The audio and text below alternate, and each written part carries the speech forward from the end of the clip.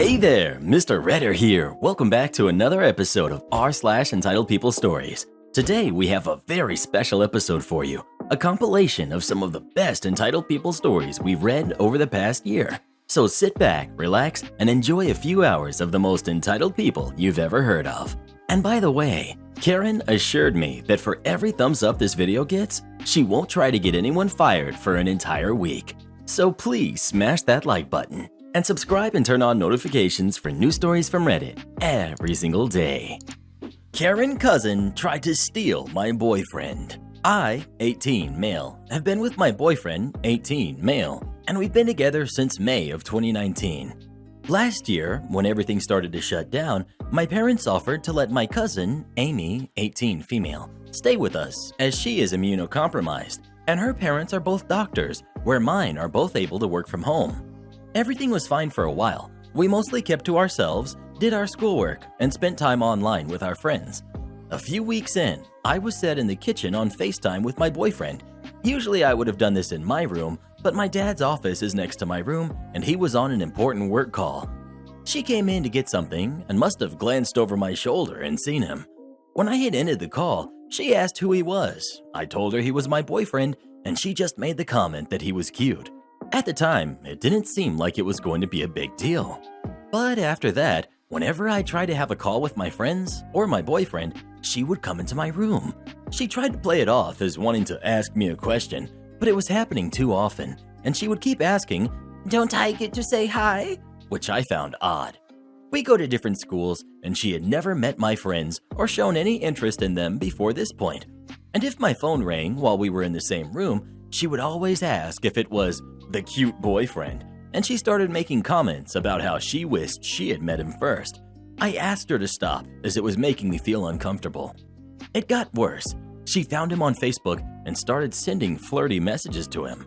He blocked her, and she made a second account and continued until he blocked her again. She then got into my phone and found his number and started texting and calling him. She would leave voicemails, and it was always about how good she would be as his girlfriend and how he should leave me for her and everything she would do for him. He blocked her number. I told my parents what she was doing and showed them the proof, and they told her that she had to leave because she was making me so uncomfortable. I've not spoken to her since. My extended family are now trying to make plans for this summer, hoping everyone can get together. I'm refusing to go to anything she's at because I feel she would just try again. Everyone except my parents are telling me that I'm ruining the plans just to be spiteful, as she has apologized. A non-sincere apology when she realized my parents were serious about her going back home. I feel like a jerk because it means we can't have any family plans, and I'm essentially making everyone choose between us. But I don't want to be around her if she's going to keep making me uncomfortable. Well, what would you do in this situation? Would you go to the family events if you knew the cousin would be there or not? Please let us know. I would go, and I'd remind my cousin of how stupid she looked when she tried to steal my boyfriend. I'd let everyone else know about it too. Make my job harder because I got promoted? No pay raise for you. I was offered a job role in mid-2019 in middle management at an aged care service. The GM that hired me worked with me previously, and we both had similar vision and expectations. He helped me get a really good job with his reference, and he ended up moving to another organization as a general manager, which was well-deserved. A year later, he called me up, and he had a role for me and wanted me to come across to his agency.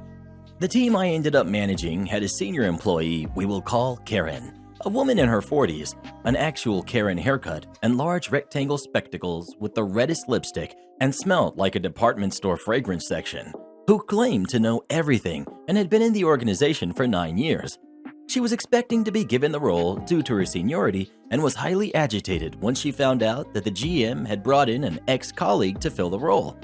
Karen was toxic and didn't take well to not automatically getting the management role, but also to me putting in KPIs and having clear expectations around the work which didn't exist prior. Her attitude towards me was nothing but disgusting and provided myself with nothing but resentment from the moment I walked through the door. One of the first conversations I had with Karen that never left me was when she told me, "You don't deserve this role. You haven't earned it." That sat with me for a while and played with my self-confidence, as this was my first management position where I was managing a large team. Our team was mainly young and easily influenced. Karen had been whispering rubbish into their ears and manipulating them into thinking I was out to replace them by implementing unrealistic KPIs. They were actually super easy. She also was BFFs with the state manager Sharon, which gave her a lot of protection. But luckily, our team didn't fall under the state manager's department reporting line. Sharon was known as being ruthless in her department, and everyone was too scared to oppose her. My revenge came through circumstance and a little through my own planning.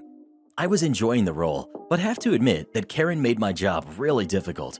Having an internal jerk in my team hurt morale, but also productivity. Karen didn't see the need for one-on-one catch-ups because apparently she knew more than me and it was a waste of her time. Everything I discussed was met with an excuse, rebuttal, or denial. I documented everything, and I knew she wouldn't read it, and she blindly signed it afterwards without reading it because it came back to my desk within seconds of me handing it to her. At the time, we were introducing working from home as we were running out of space in the office. All she kept saying is she wanted to work from home because of time, public transport, and the fact she probably wanted to do nothing and have no accountability. She would be the last person I would want working from home, as she is always blaming the computer for being slow, the internet, her keyboard not working, her VPNs not connecting, her database not logging in. She would be a nightmare and absolutely take the cake. Most likely just smoke all day and think this is the life. I provided feedback in our one-on-one catch-ups along the lines of smoke breaks are to be taken during your morning break, lunch, and afternoon break, not every hour for 15 minutes, leaving early without notice, and about her phone metrics around picking up the phone. We weren't a call center, but let's just say she had a 5% pickup rate, and she would be getting around 40 calls a day. Answering phones was beneath her, and the team was starting to get really annoyed because she was always smoking, never answering the phones, and always being negative. My team, God bless them, started to see her for who she was. Historically, the company had previously given everyone exceeds expectations on their annual performance review to keep a happy culture, which would ultimately lead to a remuneration increase and employees having a false expectations of rewarding subpar performance. Because she had a 5% pickup rate on the phones, took more breaks than anyone else, and did less work than anyone else, had a 50% attendance rate for team meetings, and also didn't listen, I gave her an unsatisfactory as an overall score, which was the lowest. Karen missed out on her RAM increase and was warned that she would be put on performance management if she didn't start showing improvement. I don't think Karen had ever been spoken to like that at work and actually given hard-hitting feedback. Karen was angry. Karen took me to HR, claiming that I was bullying, saying I gave her a unsatisfactory out of spite. I overenthusiastically provided the 15-odd one-on-one documents that we had both signed discussing her poor habits around breaks, punctuality, and KPIs. Karen was told politely that this was not bullying, but me managing and setting expectations for performance. This wasn't the last time she took me to HR, but I would say I had about 5 different discussions from HR regarding bullying of her. They were all her word versus mine, but that time I had proof and could refute her bullying claims. She read every one-on-one doc from that moment. A few days later, I was in the toilet washing my hands, but I could hear people out in the foyer waiting for the elevator. It was Karen and Sharon, the state manager.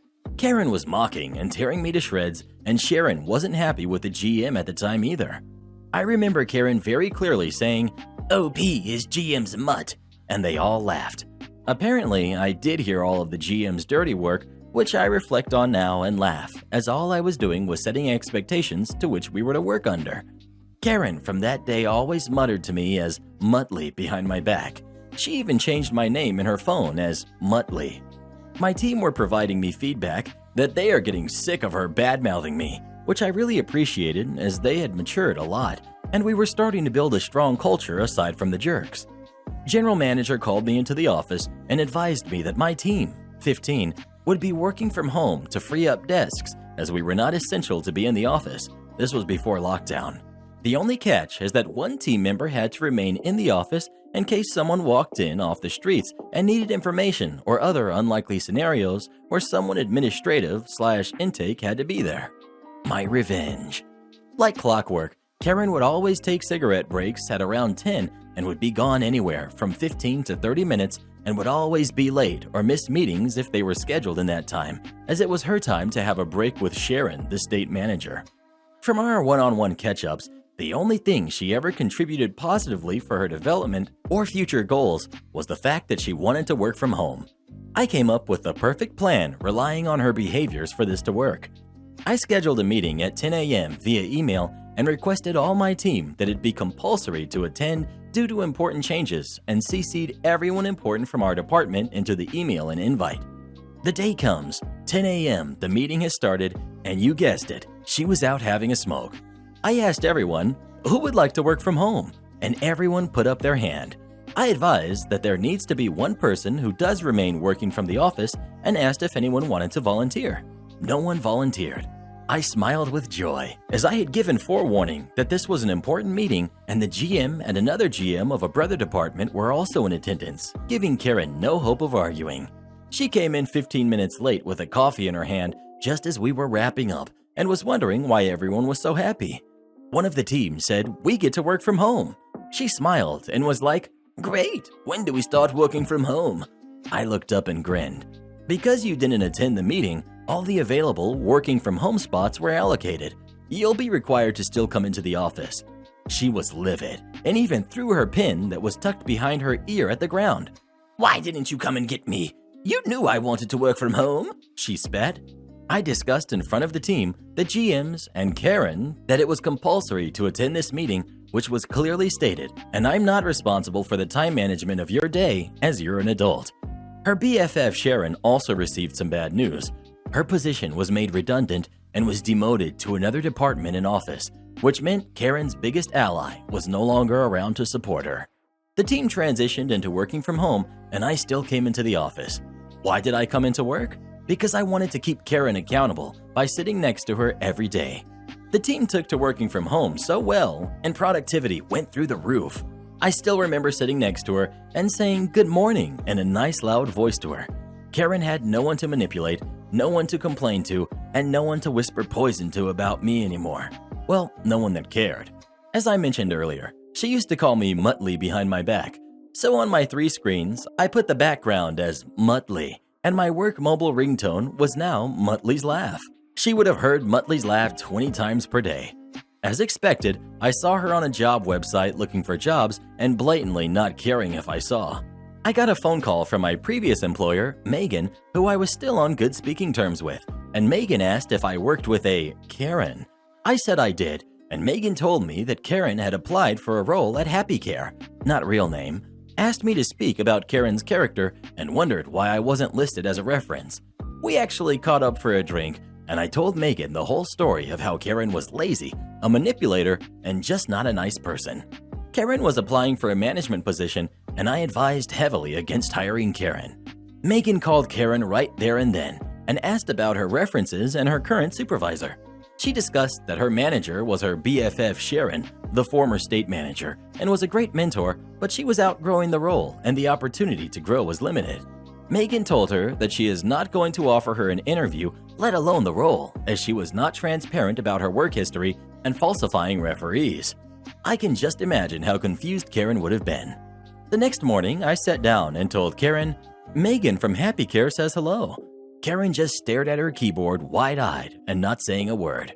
Karen ended up finding another job just before lockdown hit. They never called me for a reference check. For her departing gift, I made a Muttley, "We will miss you" card that the whole team signed. I wanted to make one where you open it up and he laughs, but Karen was not worth the $45 it required to create it. No one actually wrote anything meaningful other than, "All the best in your new role." We had cake and virtual drinks for Karen's goodbye. Karen and I were sitting next to each other, zooming the rest of the team, and Karen left about 10 minutes in. I walked her out, took her pass, and wished her all the best. I started working from home the very next day, and still am to this day. The sweetest part of this story, the most satisfying part of this saga, is that her new job was made redundant because of lockdown, and she reapplied for her old job back. We were not actually hiring, but I made an exception and made Karen interview via Zoom with my 21C, whom happened to be one of the young staff she used to talk crap to me about, and clued on early that Karen was vile. We started the interview, and she couldn't have been more sweet, nice and two-faced. Her face was still as antagonizing as ever, and I could smell her perfume through the computer. It was still as offensive as it was in person. The interview was over in 5 minutes. I waited an hour and called Karen. "You don't deserve this role. You haven't earned it." Edit. 1. Thanks for all the awards. It appears from the comments that most people are pro-revenge and the other half are pro-me being the bad manager. Probably can agree that I was petty at some stage, but this was over the course of 18 to 20 months, so a lot of the stuff that didn't get written happened. I'll wear people labeling me a bully for those specific circumstances, but Karen was put on performance management and then passed, would slip back again because someone complained about her behavior, then I would raise it. I didn't micromanage her until we were both the only ones working from the office. She would have done nothing. For all of you questioning my management skills, the team is awesome. The culture is awesome. For change management to occur, you have to set expectations for performance, behavior, and excellence. Karen was threatened by all of this and didn't want to come to the table. Simple as that. 2.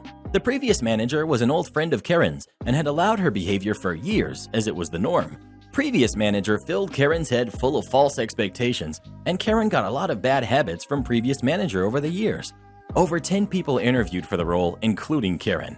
I was the right fit for what GM wanted going forward. Karen expected it because she had been there the longest and was not selected because her workplace behaviors had been identified long before I started working there. 3. Our key performance indicators were based around customer service metrics, such as pickup rate, service rate, and handling time. We also had KPIs around meeting attendance. Because we were a medium to large team and some of the roles require you to be out on the road, there were targets around attendance for team meetings. No one got 100% back then, but 50% or less was terrible. Keeping up to date with online training was another big one.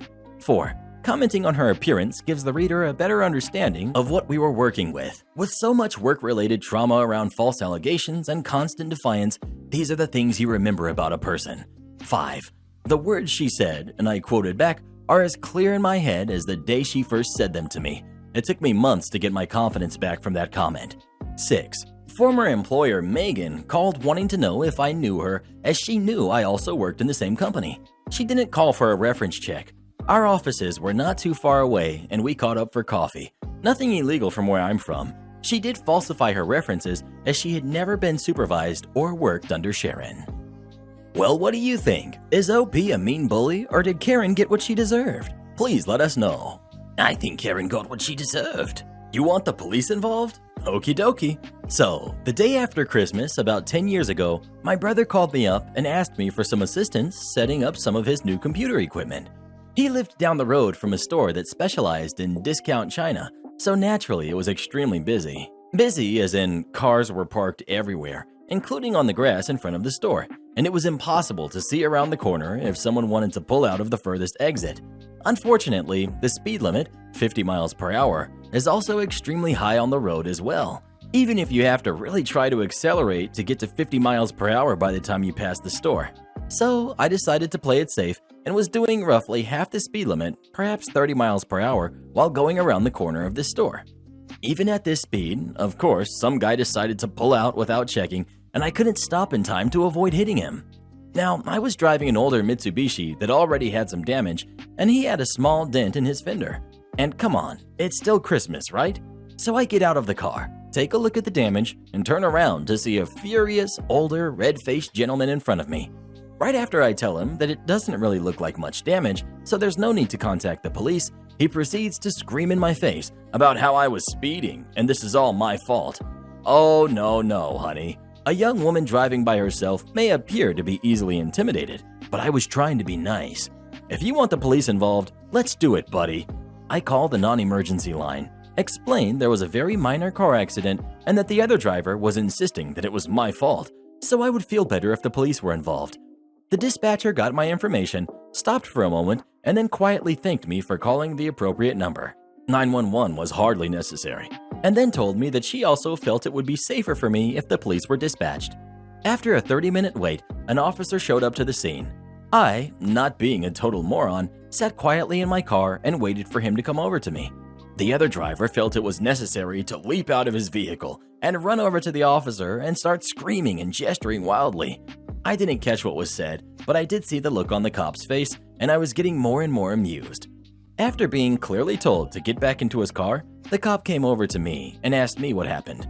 I told him what was going on and that not only had I not deliberately sped up to go the speed limit, I had actually slowed down because of how busy the business was. He nodded and went back to measure the skid marks on the road and confirmed he believed I was actually doing about 25 and complimented my thinking on safe driving in this specific situation. He then proceeded to write the other driver a ticket, and the other driver pulled out of the parking lot a second time with his window down, giving me the bird. At this point, the cop came over to me, explained that he wrote it up as the other driver's fault for more than $1,000 due to the damage on his fender. He also stated that, "Darling, I don't do this often, but I believe you should take that man's insurance company for every dime you can get. Thanks for insisting. We call the police." Make me hourly instead of salary because you're afraid I'll stop selling after I hit my commission cap? Okay. Years ago, I was an inside sales rep for a simultaneously large and tiny company in a niche market. The quotes are because it was at least equally outside sales. I just didn't go outside except to smoke. I've since quit. They had about 50 branches across the country of various sizes. The smallest was literally one guy who processed local orders and used hotshots for delivery. The largest had about 50 employees. I made 6 for my branch. I was literally the first salesman with a background in anything resembling sales that my branch had ever hired. They had always hired the least socially awkward industry professionals they could prior to me, and they had had their CSR doing the selling for over a year until I came on, so expectations were high. When they hired me, we had somewhat heated negotiations over the comp plan. It was a $42,000 base salary plus commission with a $56,000 OTE and $65,000 cap. I asked what I was meant to do after I hit the cap, to which they replied, "Continue to do your job," as if I wasn't going to have a problem with generating new business for free. I said that I was going to need a bonus structure beyond the cap if they wanted me to do any more hunting after that point. I made it clear that I'd service my accounts when they called, but I wanted to be clear that they were going to be disappointed if they expected me to make outbound calls looking for new business after I had maxed my comp plan, and that I'd definitely enjoy the extra time at home with my family over the holidays. They said they understood, and we went through the onboarding. I worked almost exactly 40 hours for almost 2 months, early October to early December, before I had jury duty and missed a day. My check was about $150 light compared to what it had been, so I complained to payroll. Benefits kicked in at 90 days. That's when I found out I was making $21 an hour and was not, in fact, pulling a salary. Presumably, this was to force me into the office, as we didn't have remote access to the local network that logged our hours, just the ordering/inventory software. I didn't even get a prorated Christmas bonus because that counts as benefits, and you have to work 90 days to receive those. Cue malicious compliance. I discovered that if I left the house 30 minutes early, my 80-minute commute would take less than 25. So instead of showing up around 8:30 and chilling in my car for a bit, so I was working at 9, I was there at 7 with the warehouse guy sending emails. I started working through lunch as I ate at my desk, as opposed to burning an hour off campus or in the break room. I didn't even realize I was losing an hour a day to lunch. I also discovered that if I stayed till 6:30, I'd get home by 7, as opposed to leaving a little after 5 and getting home around 6:30. So I spent an extra 5 hours a week away from home and worked an extra 22 compared to the 35 I was getting paid for before I figured it out. With the overtime, I was clocking north of $2,000 more than intended every month. And oddly enough, no one even noticed until the internal auditor verified W-2s and noticed that I made significantly more than the branch manager. I didn't hit my commission cap until late November, so I spent the rest of the year training with the tech and/or the warehouse guy. Both of them smoked. They tried to put me on the same salaried comp plan I had originally agreed to, but it was enough of a pay cut to qualify for constructive dismissal, so I got to quit and still collect unemployment for a month before I found another gig. Am I the jerk for failing a student and causing him to repeat 7th grade? I'm a middle school teacher.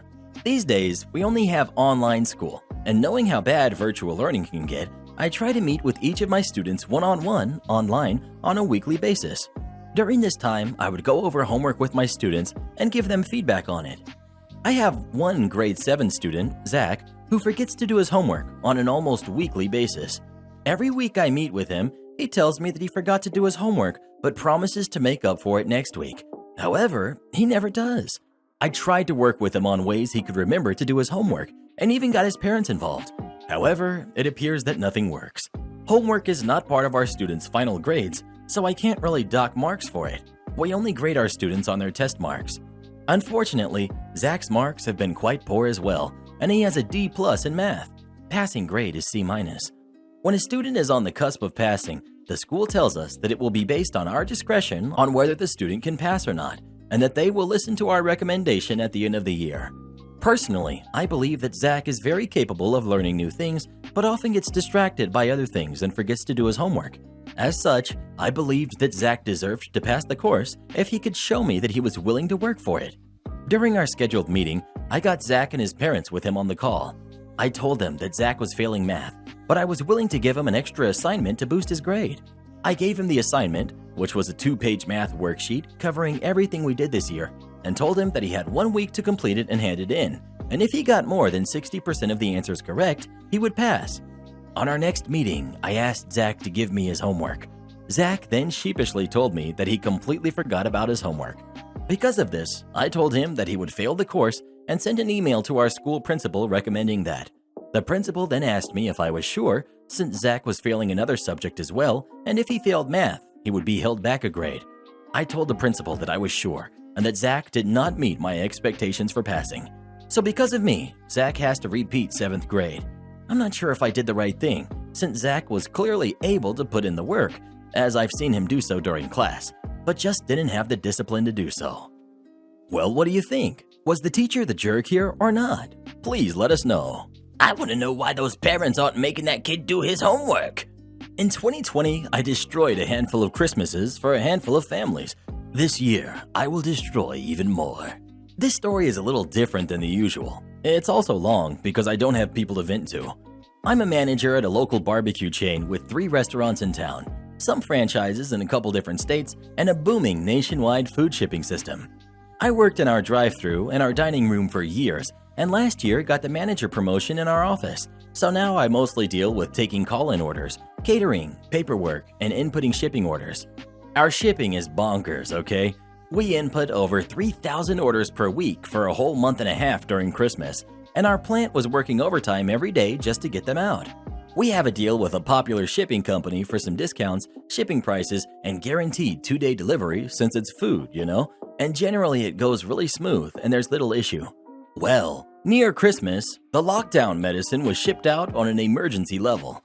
The shipping company we work with had its headquarters here in town, and over half of their fleet was reallocated to shipping the medicine overnight without warning. For us, this meant that every shipping order we'd put in for the week before Christmas got pushed back by a week. December 24th, the last day orders could be received, was a Thursday, so roughly 5,000 orders had to be delivered in 3.5-day period. This made for some unfortunate threat-level midnight unplugging my phone just to get a moment of peace, holiday-ruining craziness. A lot of customers were super understanding, more than willing for me to push their delivery back with no guarantee it'll get there before Christmas because of the circumstances. I'm grateful to them. However, as usual, there were 37 instances, I counted, where someone said I ruined their Christmas dinner and presents, and in one instance, their sanity. Trust me, customer, right back at you. Some were casual, forget yous. I don't know what we're going to eat for Christmas dinner now. Or, Can't you just ship it through a different company? 2 interactions have stuck with me. 1. Order going up north. It's December 24th, and she hasn't got it yet and is leaving town in a couple of hours. Understandably frustrating. She's the first customer I'm talking to at 7:30 in the morning. Customer. It was supposed to be delivered yesterday, and I'm leaving for another state in 2 hours. This is my family's Christmas dinner. What are we supposed to do if it's not here before I leave? Me. I'm so sorry, ma'am. When I pull up the tracking information, it says it's out for delivery, but I don't have a specific time listed here. Once we send it to shipping, it's out of our hands. Out of your hands? So you just hand it to the company and hope for the best? What kind of business model is that? Me. This is where I explain the shipping delay reasoning. Well, that's just ridiculous. I didn't order medicine. I ordered barbecue for my family. So what? If it comes in after I leave, it's just going to sit on my porch, rotting for a week? Me.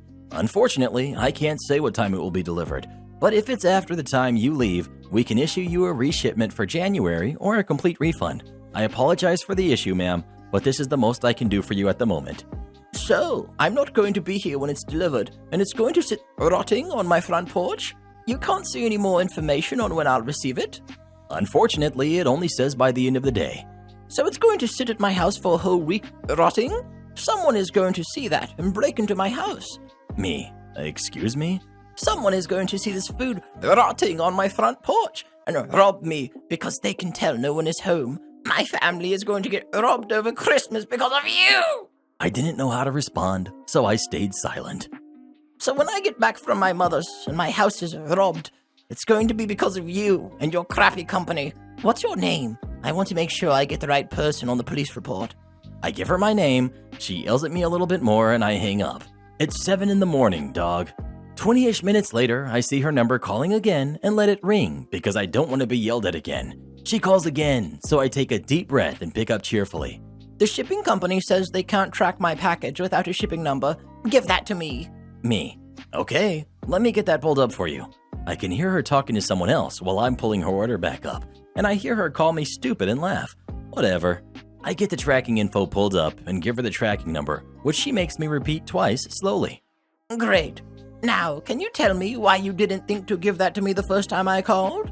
Me. Ma'am, if you requested it, I would have handed it over at the beginning. I apologize that we had to speak again. You should have known I would have needed the number. Are you just stupid? I don't say anything. Right. Well, I hope I ruined your Christmas like you ruined mine. Hangs up. Mom forces me to give away my car. A little backstory. I'm currently 29 and happily married. My wife's job has afforded me the ability to have good health care, including counseling for mental issues. We've been planning on having kids soon, and a few years ago, I thought it would be a good idea to sort myself out. I've been doing really good with it and organizing a lot of my past. I always thought things weren't that bad for me, and I had a good family and a good life. But while sorting through the memories, my therapist and I have definitely identified trauma caused mostly by my mother. To put it simply, my younger sister is her favorite. I'm not sure if it's because she never wanted a boy or because she sees all men as evil. It's a little ironic because I grew up without religion, and her dad had always said I would go to heck because I'm not baptized, but she's always had a problem with my gender. It's kind of messed up. So about 6 years ago, I had just graduated college and had my car repossessed since I was out of a job. My grandmother, Mom's mom, had given me $2,000 to buy myself a car, partly as a graduation gift, and partly because I really needed help. Since my wife was still in school and hadn't actually started working yet, she's a military officer. I was trying to pay my own bills with no steady work and a degree that was useless. My dad, who has had a really rough time of it, causing a lot of my family's financial hardships, put his godlike skills at buying and selling cars into helping me find a decent junker I could use. Since he didn't work, he spent a lot of time with me, teaching me a lot of his trade so I could research cars, negotiate, and come away paying a good price for something that steers and stops. I ended up buying a 1998 Honda Accord for about $800, a great deal from the $1,200 asking price. It had a broken windshield, and the radio was missing out of it. Not to mention the door handle was broken on the driver's side, so it was difficult to open. It turned out to be a great car. The engine and transmission were solid, and I invested the rest of my grandma's $2,000 into it to fix the windshield, buy a new stereo, and buy a new handle. After a week of tinkering, I was super proud of this little trooper of a car. For what it was, I loved it. Fast forward a year or so, and I got married. My wife had bought a car for herself after graduation, and we were going to be stationed out east while she went for a master's degree. I was excited to get out of my hometown, and now I realize I was more excited to get away from my mother. My mom was going to miss me, but she was excited for me, until I told her that I was planning to bring my car out east with me. My sister still lived with my parents at the time and had no car, but she did have a job and often got rides from me, my parents, or her friends.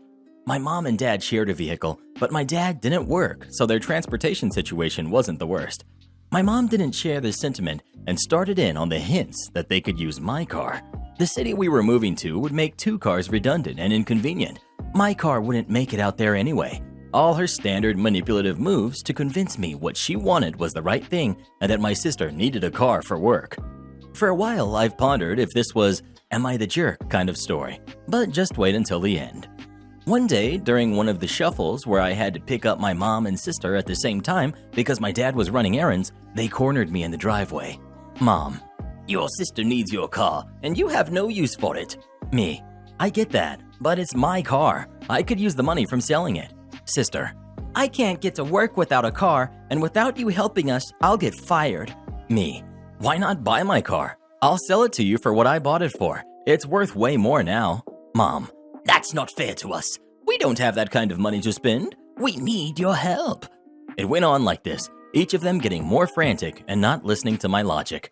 I tried to defend myself and brought up how I'd been able to buy a car when I was 16 using my own money.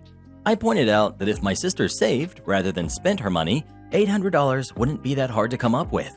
They both got offended at the mere suggestion and both of them started to cry. Again, I wasn't very experienced with manipulation at this time, so it didn't come across as obvious that they were using appeals to emotion to sway me. After about an hour-long argument and them screaming at me, I relented. I told them my sister could have the car and I gave her the title the next day. As the years passed, I figured, what the heck? It's my sister and I love her, so why not help them out? It's not like I really needed the money anyway, since my wife makes more than enough money. I even helped my sister with some repairs when I came to visit. I changed out the crappy aftermarket wheels with steel ones from the junkyard. I fixed the AC blower motor, changed the CV axles. That car was a good little trooper, and it stayed in the family, so whatever. That is, until about a year ago. She called me one day and told me that she sold it for $2,000 and turned around to buy herself a new car. I told her good job and that she flipped it for a great profit, but I couldn't help but feel mad about it. After a while of processing the feelings, I realized why I was upset. She had taken the charity I had given her, the hard work I had put into keeping it driving and fixing it up, and she had sold it, making a 100% profit on it and using that money for herself. I never got a dime. It's like I threw that $2,000 for my grandmother away, like I took it and set fire to it 6 years ago. Okay, now I do realize that this has been going on for years with my mom and sister. So many messed up memories from my childhood, all of which revolved around me having something and it being taken away because my mom didn't know how to properly communicate or just wanted to make it fair for my sister who always lived the easy life. And yet she's the one who has her self-diagnosed depression and anxiety. I love them both, and it makes it easier now that I don't live near them. Edit. First off, this really escalated quickly. I've never had a post get so much attention. Thank you for all of your support and insight. It's probably hyperbolic to say I was forced to give my car to my sister. It's more like I felt forced because of a lot of family history. My family has always been blown apart since my father's family are from a foreign country, but my mom's family has always had really unhealthy relationships. She doesn't talk to her sister and only started talking to my grandmother after I finished high school. I have deep-seated fear for my kids to grow up the way I did with family problems and people not speaking to each other. So because of this, I feel like I have to say yes to my mother to prevent history from repeating itself. Also, a few of you have asked about my father, so I figured I'd give it more info. He was a very good salesman, like really good. Many years of experience and made our family very wealthy through elementary school and junior high. But then financial troubles came in, partly self-inflicted by my dad, but partly because of the housing bubble crash in 2008. He spiraled into depression after moving away from us to find better work and developed an addiction. This drained any savings they had because his only thought was getting more to chase away the pain. Plus, his mother, again who lived overseas, developed Alzheimer's, and this made things worse for him. He has been recovering for a long while and even got back into the business after he got clean. But a series of crappy dealership owners have destroyed what little confidence he had left. The way I see it, after making my mom have a comfy life for so many years where she didn't work at all, he deserves the retirement he ruined. Don't get me wrong, he's not a saint, but he's the only one that cheered for me or tried to make things truly fair between me and my sister. In a way, he's the only parent I truly love, so I probably make excuses for him. Have you ever felt forced to give something away that you didn't want to? If so, what did you do about it? Please let us know. I give away my sanity sitting here listening to you every day, Reddit boy. Customer thought we were wasting her time, so we hurried up. So I work as a mover for a very small moving company. My boss, let's call him Mike, is a really nice guy. It's really just a two-man operation, with me working as a subcontractor under him with a few regular guys we call in for bigger moves. It's really physically demanding work sometimes, but typically our customers are super nice and the pay is pretty good. Most people are just happy to have someone else to lift their heavy stuff and get it into a truck. And we're always super careful to not cause any damage to the buildings we're moving in and out of, or the items we're moving, which most people appreciate. Not this lady. Let's call her Darcy. So Darcy booked a move with Mike and told him she had a small storage unit she wanted us to load up into a 20-foot truck. We said no problem. As the date of her move approached, though, so did a huge snowstorm. Days before her move, the news started reporting that the weather was expected to take a severe turn for the worst. Not uncommon for the time of year in our state, but also something not to be trifled with. We called Darcy a couple of days before the move to see about rescheduling to avoid the storm, and she said she absolutely had to move that day. No other days would work. A lot of probably much smarter movers would have just canceled, but after talking, Mike and I thought it was no big deal. We move in the snow all the time.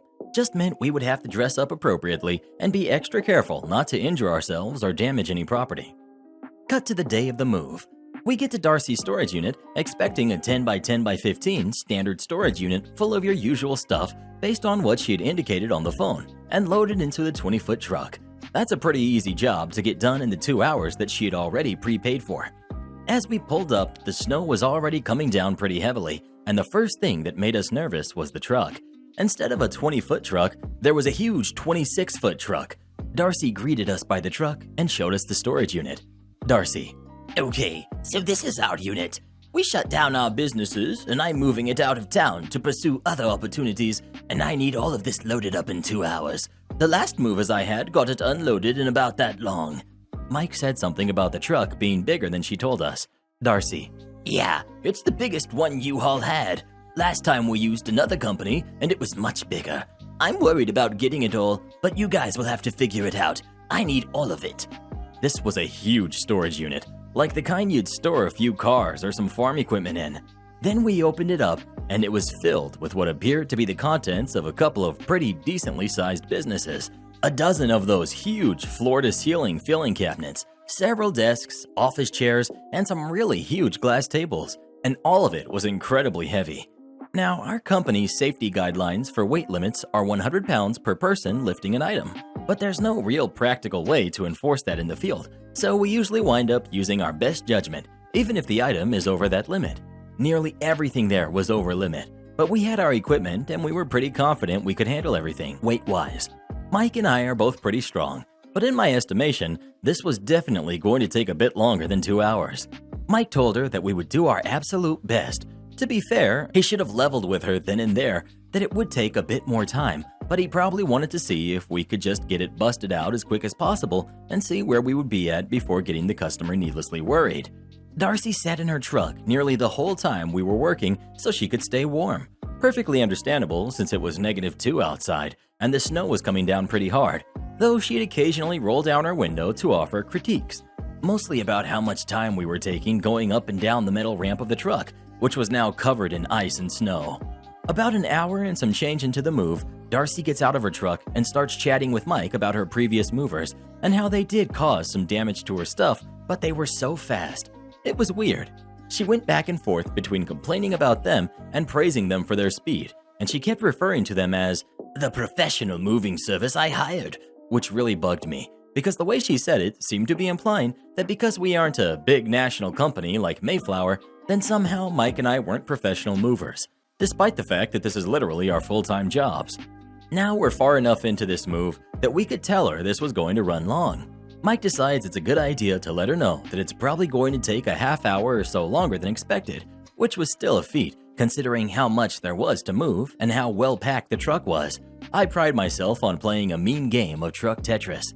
Darcy was not having this.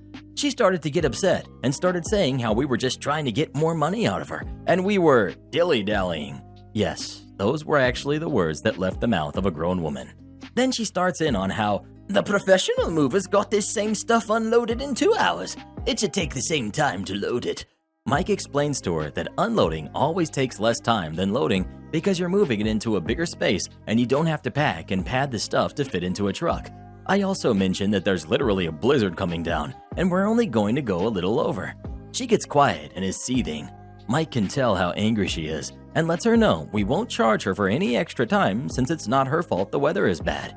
He also brings up that they damaged her stuff and we've done a pretty good job. Darcy: I don't care. You said 2 hours. I expect it done. Just get it done. I'm going to leave you guys a terrible review. She stomps back to her truck without saying a word. I'm usually pretty chill, but I was already getting increasingly mad at this woman. Her yelling at my boss and calling us lazy when we were risking our health and safety to move her stuff in a blizzard was just too much for me. Mike thinks about this for a moment. I know customer reviews are super important to us as a small business. The booking site we use highlights the last handful of reviews, so a bad one takes forever to stop showing up as basically the first thing people see when they click on your page.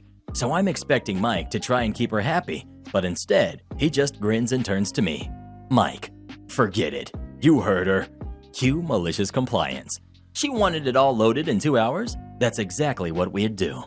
The front half of her truck was loaded up neatly, with everything padded and stacked tightly floor to ceiling to keep it from moving on the road. I pride myself in my ability to load a truck properly and safely without wasting any space. The second half of her truck was the worst, junkiest truck I've ever loaded in my life. We're talking huge, heavy office furniture haphazardly stacked on top of each other at the weirdest angles, heavy stuff on top of light stuff, anything to just get the storage unit empty and the truck door closed. We even stacked really heavy office chairs on top of glass tabletops. By the end of it, the truck looked like you'd ask Esker or Giger to draw you a picture of an office. I just want to be clear. We've never intentionally damaged a customer's property, and we never would. We pride ourselves on our professionalism, courtesy, and specifically our ability to get your stuff where it's going safely. But the particular combination of unsafe conditions and this lady's outright disregard for our safety and feelings was just too much. And technically, we didn't damage anything. Nothing was broken when we closed the truck doors. But literally, the first bump in the road or decently tight turn was definitely going to cause hundreds, maybe even thousands of dollars in damage. We closed the truck door and walked over to Darcy's truck and let her know. Mike went to her truck. He told her that we were done and that he wasn't going to charge her at all for the move. She insisted that, I'm not poor and I don't need charity. And Mike just said that it was clear that she wasn't happy and that he didn't need her $150. That's right, we charged $75 an hour, so the extra half hour we needed to do it right would have cost her a whopping $37. He canceled the job and refunded her what she had already prepaid. As we drove away in Mike's car, I looked at him. Me. You realize that by the time she gets where she's going, she's looking at a lot of damaged furniture, right? She's going to hit us with a bad review and maybe even try to sue. Mike. She was worried about paying an extra $37. I doubt she'll risk more money on hiring a lawyer. And besides, you can't leave a review on the site if the job gets canceled. We just gave her exactly what she wanted. And besides, it's worth losing out on the money I would have made just to see her face when I say I didn't need her $150. When he dropped me off, he still paid me for my time because, forget that lady. My boss, Mike, is a really nice guy. Karen insults my wedding ring to my face. This happened to me some years ago. It's my favorite example of entitlement. I'm typing this story on my phone, so please forgive the bad grammar. Backstory. When I first met the man who became my husband, we were not well off. He moved across the country to come live with me and had not a penny to his name. He proposed to me without a ring, which I was perfectly okay with. It was incredibly romantic. He popped the question spontaneously and is still one of my happiest days of my life. He promised when he was better off financially, he would buy any ring that I wanted. A while after our engagement, the day came where he surprised me by taking me to a jewelry store. He had saved a $5,000 budget plus a little wiggle room for some credit if needed. He told me to go nuts. It was so fun and romantic. I tried on dozens of rings, diamonds, platinum bands, lesser gemstones, etc. Then I saw a set of steel/titanium rings. They were originally designed for the grooms, not for the brides, but I had never been a big diamond fan, and I preferred simple flat rings to mounted stones. I ended up falling in love with a super nice, simple, black titanium ring with angled grooves. It was gorgeous. It was exactly what I wanted. And best of all, they were cheap, less than $200. Husband liked them too, so much that we got him a matching band. We decided to use them as both the engagement ring and the actual wedding ring. We had to special order them as the jewelry store didn't stock our sizes on hand. I got a surprise when they arrived to find that my husband had requested engraving on the inside of mine. It said, "My Precious." I'm a huge Lord of the Rings fan. I love that ring to death. I wear it to this day, and it still makes me smile. The story. This took place 7 years after I got married. I worked at a chain sandwich shop where we assemble the sandwiches in front of the customers. My store was next to a yoga studio, CrossFit training, and plastic surgeon's office, so we got our fair share of Karens and holier-than-thou rich people. It wasn't uncommon for somebody to drive up in a $100,000 sports car, toting a Prada bag and wearing sunglasses that cost more than my rent. They almost always came in to order missed picky/complicated subs, then complained about the price. We were quite used to these kinds of people, but this lady took the cake. Enter the entitled Karen and her bratty teenage daughter. They looked like the part to a T. They proceeded to order the usual complicated/picky subs, asking tons of questions about the nutritional info of every item. To assemble the food, we wear clear plastic food service gloves. Because my ring is flush to my hand and won't rip the gloves, I had approval from the manager to wear it at work. While assembling this woman's sandwich, her teenage daughter notices my ring. Entitled daughter. Oh, that's so cute. Is that a promise ring? Me. No, that's my wedding ring. Karen scoffing loudly. Are you serious? Me. Yes, it's both my engagement and wedding ring. It has been for several years. Karen looked me dead in the eye and said, You have a cheap husband. I balked at her comment, but tried to remain professional. That may be your opinion, ma'am, but I happen to like this ring. I picked it out myself. Karen. Then you have terrible taste in jewelry. She then turned to her daughter. If your father had given me a ring that ugly, I would have left him on the spot. Make sure your future husband gets you a ring that at least has diamonds in it. I was floored. Usually I get tons of compliments about my ring. I never expected someone to insult it, let alone straight to my face. I was so flabbergasted I couldn't even continue working on our food. I excused myself and went into the back and told my coworker to finish them up for me. I couldn't even stand to be around them. When I told my manager the whole story, he almost didn't believe me. We had to watch the security footage to prove it actually happened. Never saw that entitled woman again. Glad she didn't come back.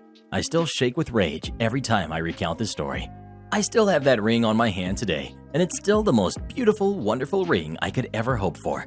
I love my husband very much. He's the best thing that's ever happened to me, and that matters far more than any jewelry. Have you ever had a Karen insult you to your face? If so, what did you do about it? Please let us know. We know you sure have, Reddit boy. Every single day. Entitled mother refused to look after me when I got sick. This happened a year ago, and my entitled mom thinks she did nothing wrong still. This happened when I, 18 female, was 16, and I was still living with my entitled mom. I woke up one morning in extreme pain coming from my bladder, and when I went to the bathroom that morning, there were blood clots leaving my body. My entitled mom took me to the doctor right away, and they had to take a sample of my urine. I should also mention I was struggling to walk as the pain was that bad. Anyway, after looking at the sample and doing some tests, I was diagnosed with a kidney infection, but luckily I didn't need to go to A&E. I was taken home and had to miss college. My boyfriend, still together, and I were only dating for a week at that point, but I called him and told him what had happened, so he couldn't see me that day. He said he would come over as soon as he finishes all his classes for that day to come look after me. Well, throughout the whole day, my mother refused to feed me, give me pain meds, or even see me, despite the fact I had started to develop a fever and started to become very sick. By the time my boyfriend came around, he checked my temperature and said I was too hot to touch, and opened all the windows in my room and found a fan to try and cool me down. After this whole thing, I was finally able to sleep, and he kept an eye on me as he let me sleep on his chest. When I woke up, he had some pain meds for me to take and told me my entitled mom wouldn't tell him where they were, so he had to ask my younger brother, who had no idea I was sick. He thought I was still at college, bless him. So they raided the kitchen until they found some. Seconds later, my entitled mom offered my boyfriend food and my stomach growled, but she chose to ignore that. My boyfriend heard this and said he wanted a cheese toastie, but would like it cut in half. She did just that, and he gave me the other half, while she just glared at him. My boyfriend stayed till 10 p.m. to make sure I was all right and had his parents pick him up. After he left, she banned him from coming over, and I asked why. I was given no reason. I told him the next day, and guess what? He turns up in his rugby uniform and stayed for another 2 hours before leaving for his rugby. To say she was upset was an understatement. He laughed the next day when I was able to return to college when I told him what happened. The thing is, my entitled mom has never fed me when I'm sick or have an infection. I don't know why, but that's how it is. However, she always makes sure my younger brother is fed and well medicated whenever he's sick, so I think she just favors him more than me. I should mention that my brother isn't entitled, but is one of the sweetest people I know, and is famous for his hugs in his primary school, and about a month later I moved out of her home into my awesome dad and stepmom's. I've been loving it there ever since. My boyfriend, dad, and stepmom all get along great, so I'm happy for that. Elderly Karen kicks my ankle because I'm faking an injury. So a bit of backstory first. I, 25 female, have about 5 different things wrong with my left foot/ankle. 3 forms of tendinitis and 2 joints with osteoarthritis in my foot. I also had surgery on this ankle about 2.5 years ago. I deal with a lot of pain and have a very noticeable limp. I'm in pain almost every single day of my life, and currently there isn't much I can do to alleviate the pain. If anyone were to look at my ankles side by side, they can instantly notice that the left one is quite a bit bigger, and on a really bad day, it swells up to about twice its size. Cast. We've got me. We've got Karen, the elderly lady. We've got nice employee. On to the story. This literally happened last week after work. I work 10-hour shifts and range from either being on my feet the whole time to anywhere from possibly sitting most of the day. Yesterday was a very busy day, so I was on my feet the whole time. By the time I got off, I was in a lot of pain, probably around a 9 on the pain scale. When I got off of work, I needed to stop at the grocery store to pick up some veggies to go with dinner last night. I was doing my shopping and was just getting through the store pretty slowly as not to cause any shooting pains in my ankle/foot. All of a sudden, this elderly Karen stops me and goes, I just hate your generation. All you guys do is fake injuries so you don't have to work. Your limp isn't real. Get over yourself. Me. Okay. Tries walking away. I was so exhausted and really didn't care what she thought. I just wanted to get my stuff and leave and go home to ice my ankle. Karen walks up behind me and pretends to stumble and full-on kicks my left ankle. Oops, sorry. Me yelps in pain and now fully upset while also crying in pain turns around. Okay, jerk. Look at my ankles. Do you notice the difference in sizes? I'm actually in a lot of pain. I just got off a 10-hour shift of being on my feet the whole day and have multiple injuries in this leg. Karen, surprised Pikachu face. Well, how am I supposed to know that? Me. You aren't, because we don't know each other. But you decided to make my problems your business by saying I'm faking it and then kicking me. Nice employee walks up after hearing my yelp and commotion. What seems to be the issue here? Me. I was accused of faking an injury because my generation sucks, and then was kicked in my bad leg. Karen. She's faking it, and you can tell she can walk just fine. I didn't mean to kick her. I stumbled and it just happened. Nice employee turns to me. Would you like the police to be called to file a report? Karen goes pale white and starts to stutter. Me. No, I just want this lady to buzz off and to finish my shopping and to go home. Karen tries to continue pleading her case, but instead got kicked out of the store, and I got a discount on my groceries. No big interesting ending. I also didn't file a report because of the time it would take, and I was in so much pain I just wanted to lie down. Edit. I see a lot of people are saying I should have pressed charges. I don't plan to press charges at all because the police in my town are incompetent and just generally suck. Also, big possibility that they would have taken her side because of my age. Also, the grocery store I went to didn't have any cameras. Lastly, I couldn't even remember this woman's face or if I heard her name anyway. I don't think she injured my ankle anymore because this morning there wasn't any bruising and the swelling had gone down from the night before. You want a starfish? Okay. I used to work at a well-known pet store a few years back and was the person my coworkers came to for any type of aquatic/reptile/aviary/small animal advice. This isn't really a big event like a lot of the stories I read on here, but this always makes me laugh to think about, so I figured I would share it. I'm in the back room cleaning out the cricket bins when one of the newer employees came up to me looking really frustrated. After talking about it, I learned there was a woman on the floor who wanted to purchase our chocolate chip starfish, but apparently knew nothing of saltwater tanks and was being unreasonable and had gone through 2 other associates already. I hated doing crickets, so I gladly traded handling the Karen over that and made my way to the floor. Karen. Finally, someone else who might actually help me. I want this one here. I looked in her cart and noticed a small box of aquarium salt and a 5-gallon tank. Me. Sorry you were having trouble, ma'am. Since I'm just walking into the situation, we have a few questions we like to ask people before selling them live animals, so I'll just run through those with you real quick so we can get you on your way. Karen, over-exaggerated sigh. Fine, whatever. Hurry up. Me. Perfect. What size is the saltwater aquarium setup you have at home, and what fish do you currently have in it? Like I was telling the other kids, I don't have one already. Can't you people listen? I have this one in my cart and this salt right here. I'll set it up when I get home. I want this starfish for my kids. That was literally all she had in her cart, Ignoring the fact that she was trying to cram the ocean into 5 gallons, she had no filters, heaters, substrate, hides, nothing. Me. Got it. So ma'am, the issue is you need to have your aquarium set up ahead of time before you purchase fish, and that takes time. Also, a tank that size is not acceptable for any type of saltwater setup, so if you'll just follow me, I can show you what sizes you'll need.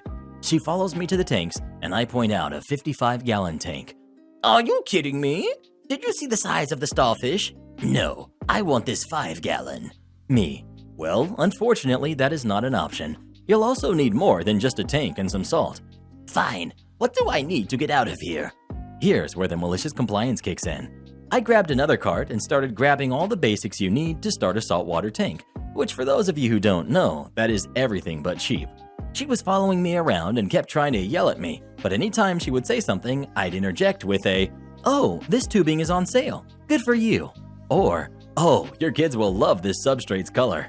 And she would just get redder and redder in the face. About halfway through me getting the things she needed, totaling so far as $500, she yelled at me for being incompetent and not selling the animals to loving homes, and stormed off. I put everything back with a huge grin on my face and called our sister locations to warn them about a potential Karen heading their way. How I got a Karen's car towed. I recently bought a house and moved in. The previous owner rented the house out to students and transformed a big part of the front yard into a parking place. My front yard is basically just 4 parking spaces. I live alone and basically only use one of the parking spaces, but while the painters, handyman, and gardeners for the backyard were there, they used the other parking spaces during the day because the nearest community parking spaces are half a kilometer from my house, so about a 5-minute walk. When they were done and I moved in, my elderly neighbor, who cannot walk without a cane, asked if she could continue the deal she made with the previous owner. She showed me the contract she made with the previous owner that states that she can use it in exchange for a home-cooked meal once a month. I told her she didn't have to give me anything as I understood her situation, but she insisted. So I signed the contract to let her use the space closest to her house. This went well for a couple of months before another house in the street was sold, and the new neighbor asked if their handyman and painters could use the parking places until they were done, as it was not handy to make them walk all the way to and from their truck. You're not allowed to park in the street. I told them it was fine, but only the handyman and painters can use the spaces. When they are done, I did not want others I did not make a deal with using my parking spaces, as I like to keep the spaces clear for my girlfriend, friends, and family when they're allowed to visit again. Fast forward a month, and the handyman and painters are finished with the house, and the new neighbors started using the spaces. I told them this wasn't what we discussed and that they had to leave. They told me that the spaces are community spaces and she and her husband could use them as I didn't need 4 spaces for myself. I told her to move the cars or I would have them towed. They moved their cars and didn't use the spaces anymore for a week. As soon as she parked her car there again, I immediately called a tow company, and half an hour later, her car got towed.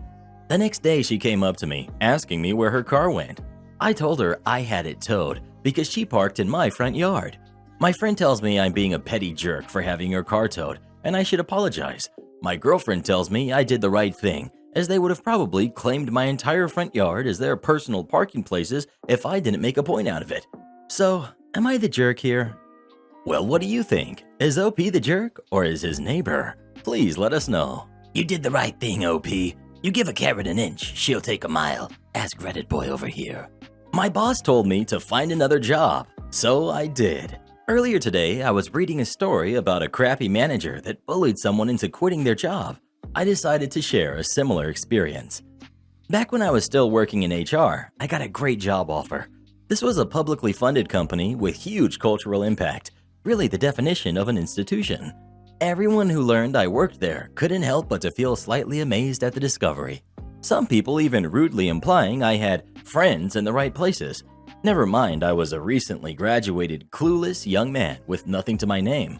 That was my first real job too, not counting internships or smaller summer jobs. As such, I really tried my best to be helpful and kind to everyone on my first year there, and maybe that's why I became a target. After I secured a permanent contract with them, with incredibly crappy pay and no benefits at all, I might add, one particular coworker got pretty salty about my position in the office, although for all intents and purposes, I was still beneath pretty much everyone else there. This culminated in getting a call from this person, 30 minutes after I had left work, asking about a pile of papers she couldn't find. I remembered I had actually kept those papers on my desk, and I tell her to go look there. I apologize profusely and ask her if she wants me to come back to help her deal with it. She simply says no and that everything is all right. Now, that was the type of coworker that always did the bare minimum and still whined about it every chance she had. I never thought much of it. After all, she was a mom, and as such, she probably was pretty tired all the time. But I never thought she would turn on me because she had to stay at work for 30 minutes looking for a pile of papers. Half the time, I would have had to stay 1 to 2 hours after work to deal with my workload, so I thought it was no big deal. The next day, I again apologized to my coworker, but immediately noticed something wasn't quite right about the way she was acting with me. Throughout the day, I noticed her going out of the office with coworkers, sending them messages, and letting out these poisonous little laughs to herself every time I opened my mouth to say something. From that day on, this was one of the people that decided to make my life a living heck. I made some friends in this place too.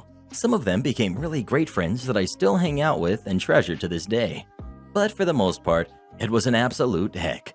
Here are some of the things I experienced over my 3-year stay.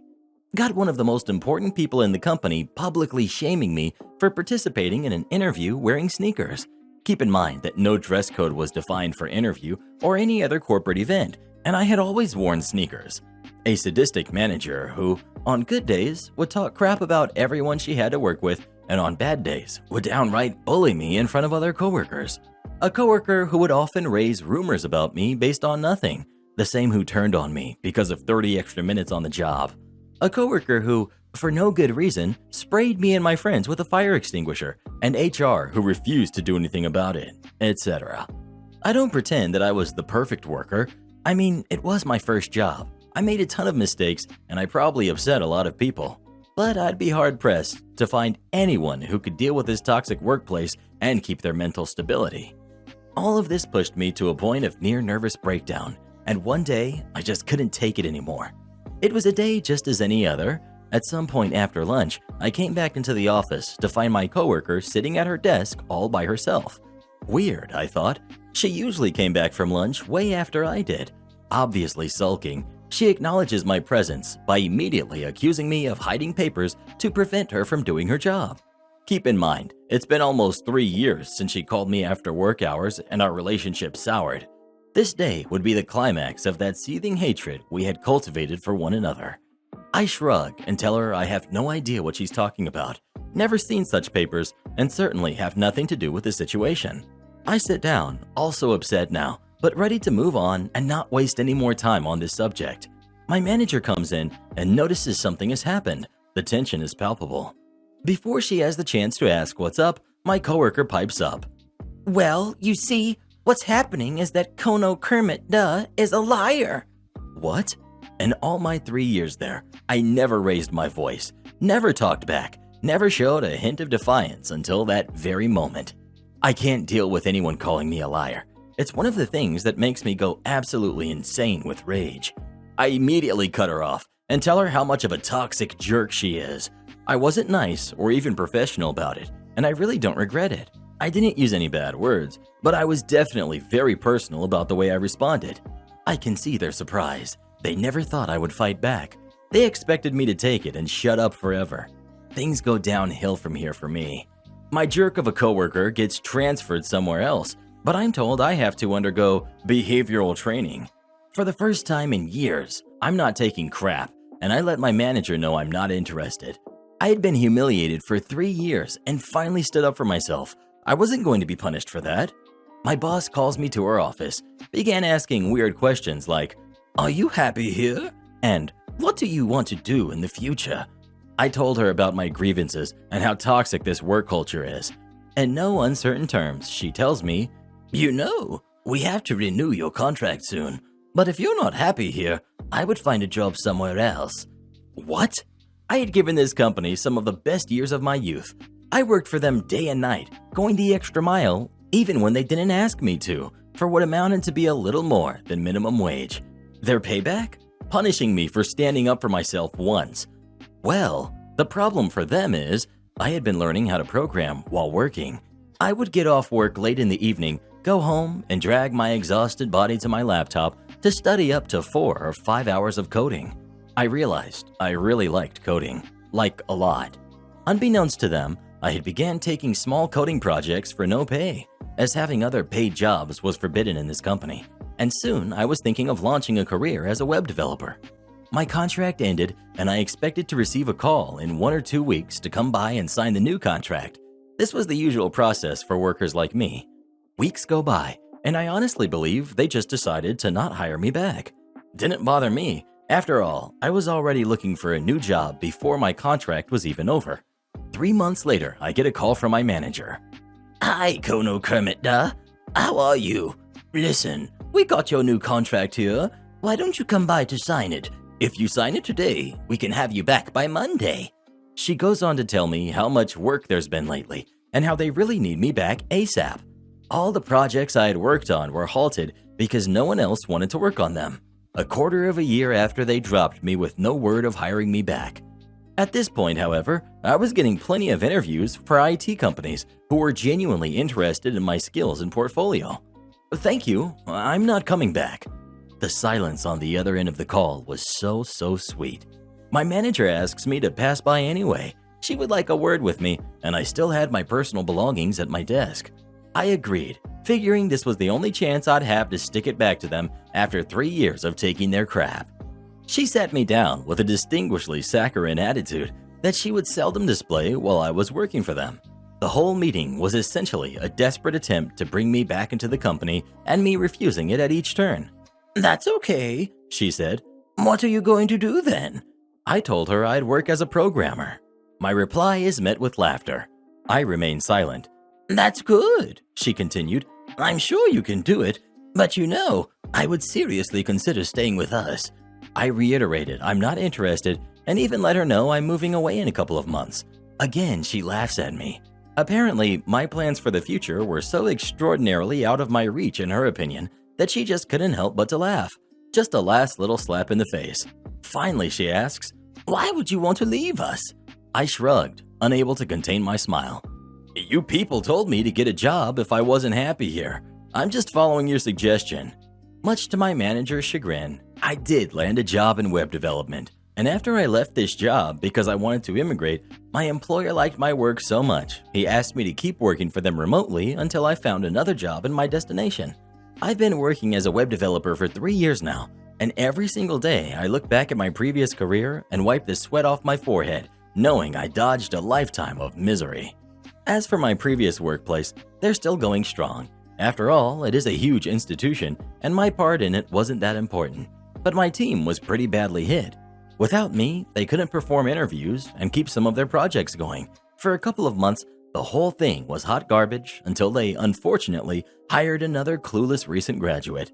But honestly, knowing those people have to wake up and go to work in the place that they have personally created feels like enough of a punishment for me. Hope they find the inner peace they want so badly. Entitled mom wants me to give her son an expensive Gundam kit for free. For context, I work at a store that specializes in Japanese imported items such as toys, gadgets, and electronics, and all of it is good quality for a good price. But sometimes we get imported very high-end stuff, so to compensate for how much the shipment cost, we have to boost the price.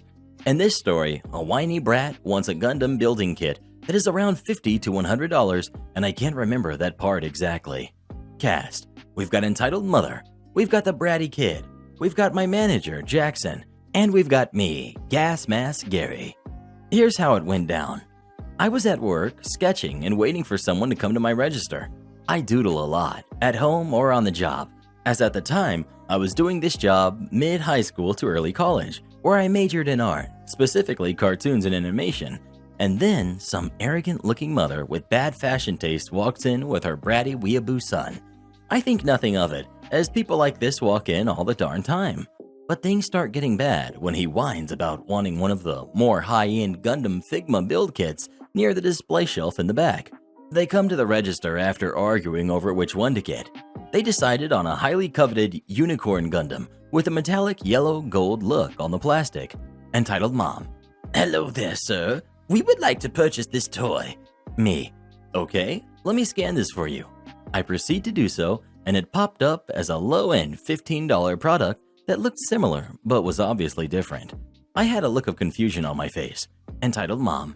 What's the darn holdup? It's my son's birthday, and I don't want to ruin it for him. Me. Well, this product has the wrong price tag. It's coming up as $15 instead of $40. Well, it's just a toy. It's not worth much. Come on, just go with its current price. Me. Well, if I do, I'll get fired, and you might get arrested once my boss finds out. Entitled Brad. Mom, I want the cool robot. Shut up, sweetie. Mommy's talking to the big greedy man here. At this point, you could see how upset I was. See, what I did was I went to the shelf it was on and scanned the other box of the same kit, and what do you know? It was $40. So I told her and she flipped. She calls me some names that I definitely can't type out here. Entitled Mom with boiling blood. You jerk. You are ruining my little boy's special day. I just wanted to buy him a cool toy that he actually wants. I just sat on my chair while she yelled at me, cranked up my tunes on my Bluetooth earbuds, and didn't listen. I wasn't going to take crap from her. Eventually, she left me alone and went back to the shelves. Minutes later, she leaves, but the alarm goes off. These stupid people tried to shoplift and got caught. They had taken the Gundam kit and were taken in by the cops. I don't know the rest because I wasn't there, but I haven't seen them since, so maybe they were banned. Speaking of Gundam, have you ever built any collectible items? If so, what kind? Please let us know. Legos all day, bruh.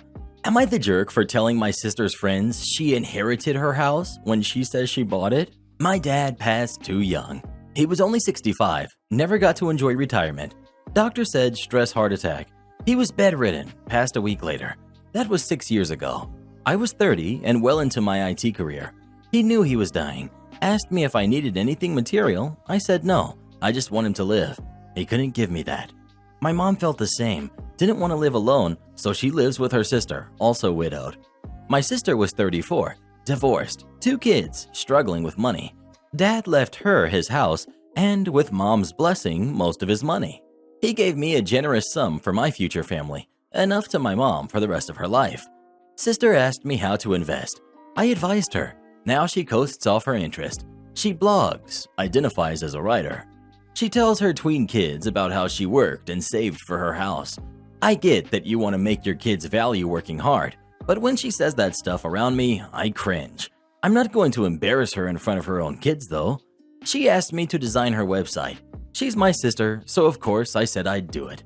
On her About Me, she lists herself as a writer who raised 2 kids on her own. True, who is business savvy and bought a huge house in a tough market. No mention that our parents spent decades paying for it. I say, sis, this is mom and dad's house and they paid for it. But she just goes, La la la la la la, I'm not hearing you talk. I'm thinking, whatever. I now have my own family, wife and a son who's 2 to worry about. One day, my sister throws a party to celebrate a self-published book about recipes. She invites me and my family and lots of her friends. So we're having a good time talking about this and that. Some of her friends talk to me and they tell me how amazing my sister is. No problem there. They say how she's a genius for balancing 2 kids and saving up to buy her huge house. Apparently, she had been parlaying the fact that our dad has passed to say my mom is also a single mom. All I say is, well, I grew up in this house too. My mom and dad bought it. He passed, and my mom agreed with my dad to leave it to her. My mom lives with her sister upstate. Several of her friends tell me about how my sister is so amazing to buy such a nice big house and juggle being a single mom. Often I just said, I grew up in this house too. Later on, my sister texts me the next day how I was a jerk for telling her friends that my dad willed her the house. I ask, why am I a jerk? I was not being malicious, I was being accurate. She says that our dad wouldn't mind, and also she says property tax is huge, so technically she's paying for the house and should be credited for that. She says I should stop saying she inherited the house when people ask. I say I will refuse to say anything when asked about the house, but that I will not say inaccurate things. She says I'm being a jerk and a hater. Am I the jerk? Well, what do you think? Is OP the jerk, or is his sister? Please let us know. I really think they should have left the house to him, to be honest. In which I take umbrage at the rude man on the phone. Warning, there's no hero in this story. A guy was a jerk to me, and I was a bigger jerk back. Honestly, I probably went too far. One day, I got a sales call from this company I'm investing with, trying to sell me more investment. Wasn't against it, so I let the sales guy talk, asked my questions, then told him I wasn't interested once it became obvious it wasn't what I wanted. This guy was persistent though. He kept asking why I wasn't interested, then told me he was going to email me a bunch of documentation to help me make my decision. So he emails me some stuff that I don't read and calls me again the next day.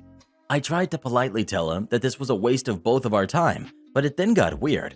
Let's call the guy Jack. Jack. Did you even read any of the stuff I sent you yesterday? Me. No, like I told you, I'm not interested. So, you're a liar then? Excuse me? He went on to complain because, according to him, I told him I was going to invest in his offer, but then pulled out at the last minute. I told him I didn't say anything of the sort. I simply let him make his pitch, then told him I wasn't interested. Just because he pushes and follows up against my will doesn't magically change any of this. Secondly, this call is crazy unprofessional.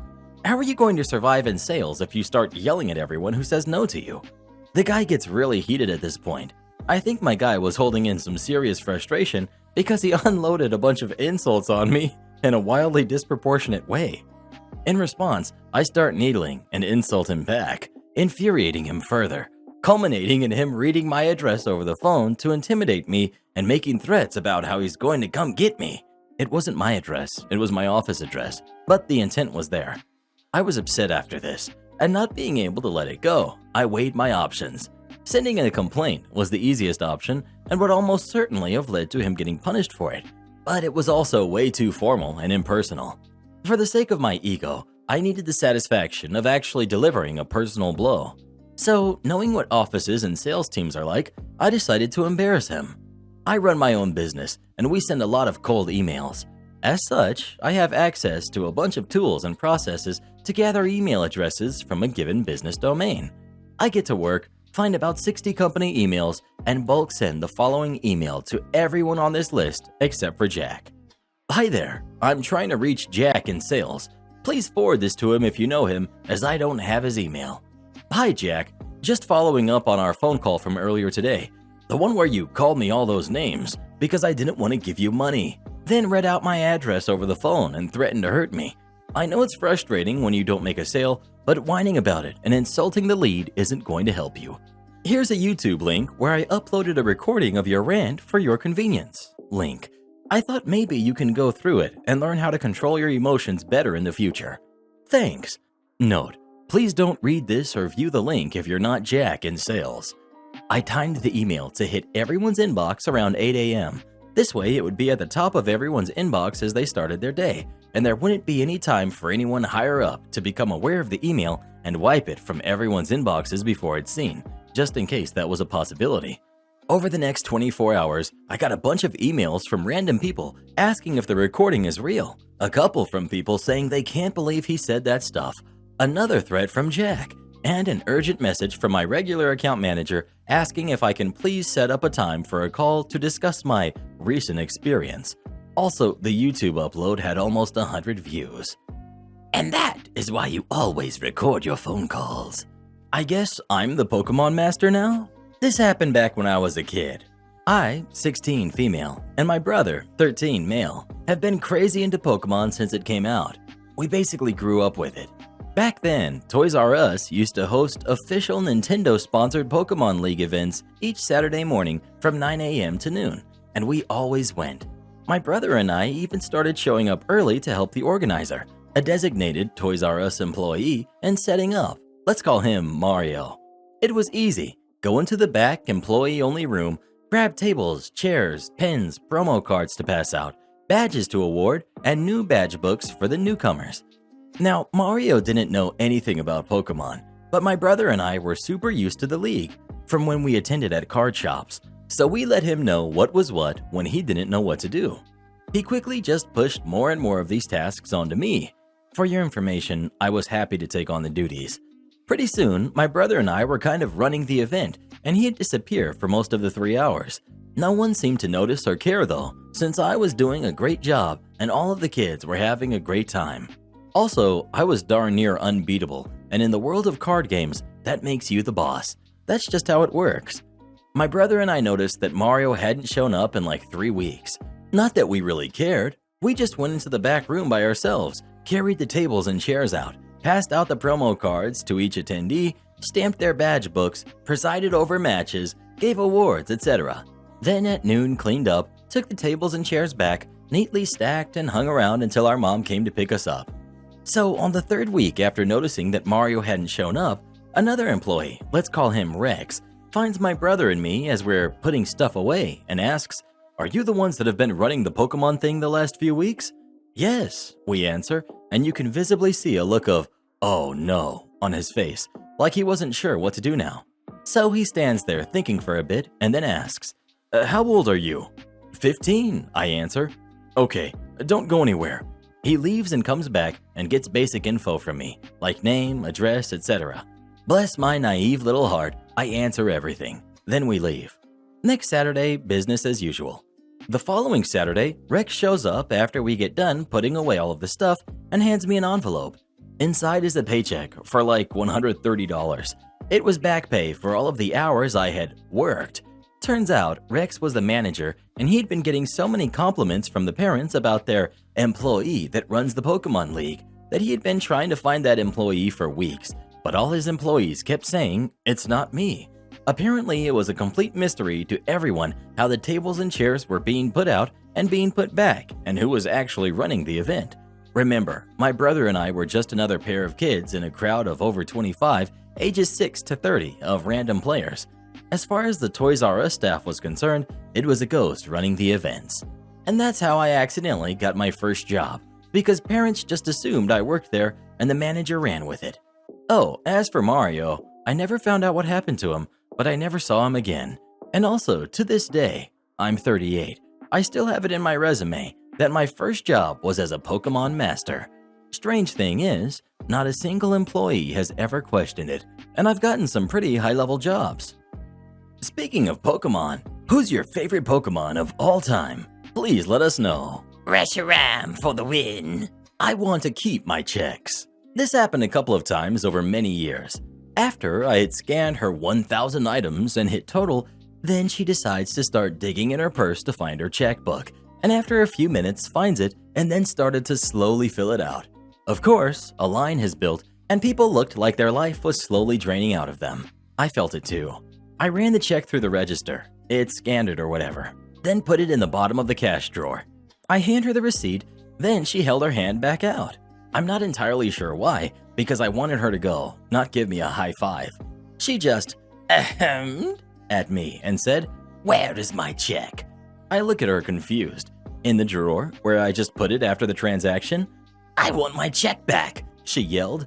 "Ma'am, we have to keep the check in to deposit in the bank, in case there are any transaction errors." She was shaking her head no the entire time.